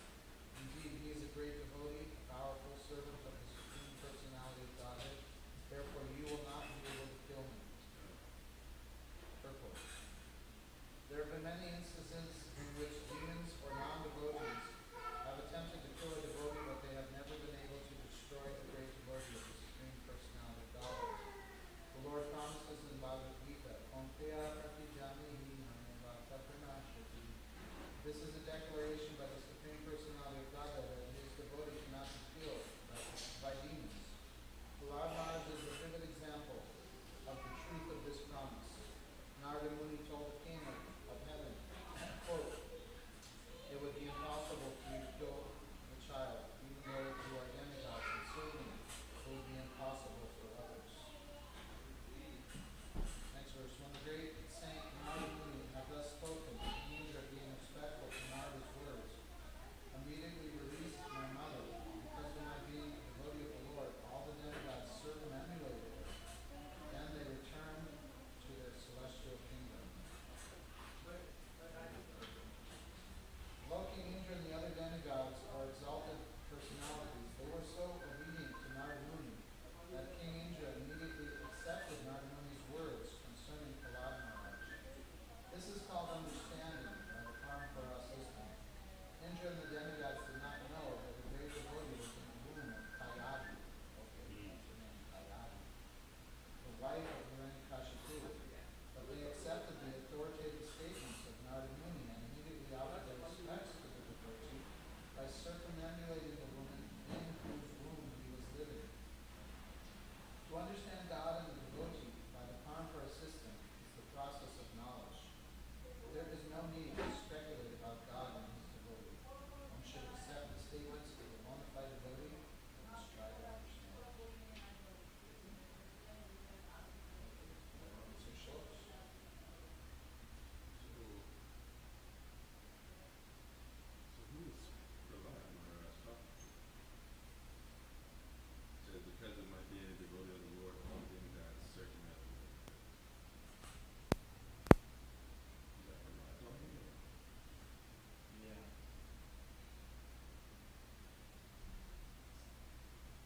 He's talking to his schoolmates. Okay.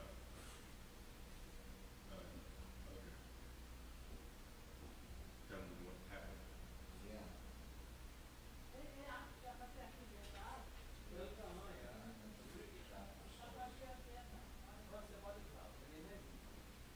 Having thus been questioned by his friends, the sons of the Asuras, he remembered the words spoken to him by me and replied to his friends as follows.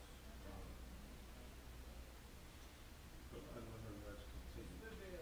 The great Saint Narada Muni brought my mother to his ashram and assured her of all protection, saying, my dear child, please remain in my ashram until the arrival of your husband. After accepting the instructions of Devarshi Narada, my mother stayed in his care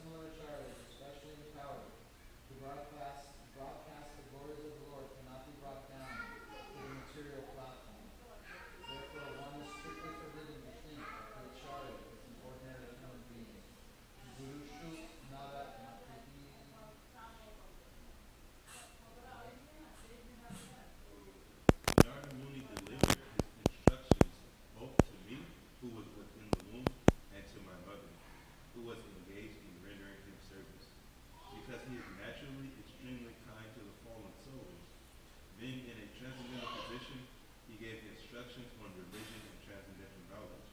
These instructions were free from all material contamination. Here it is said, Dharmasya Tattvam Jnanam Chat Nirmalam. The word nirmalam refers to a spotless, to spotless dharma, spotless religion, or in other words, Bhagavat dharma. Ordinary ritualistic activities constitute contaminated religion, by which one benefits by developing material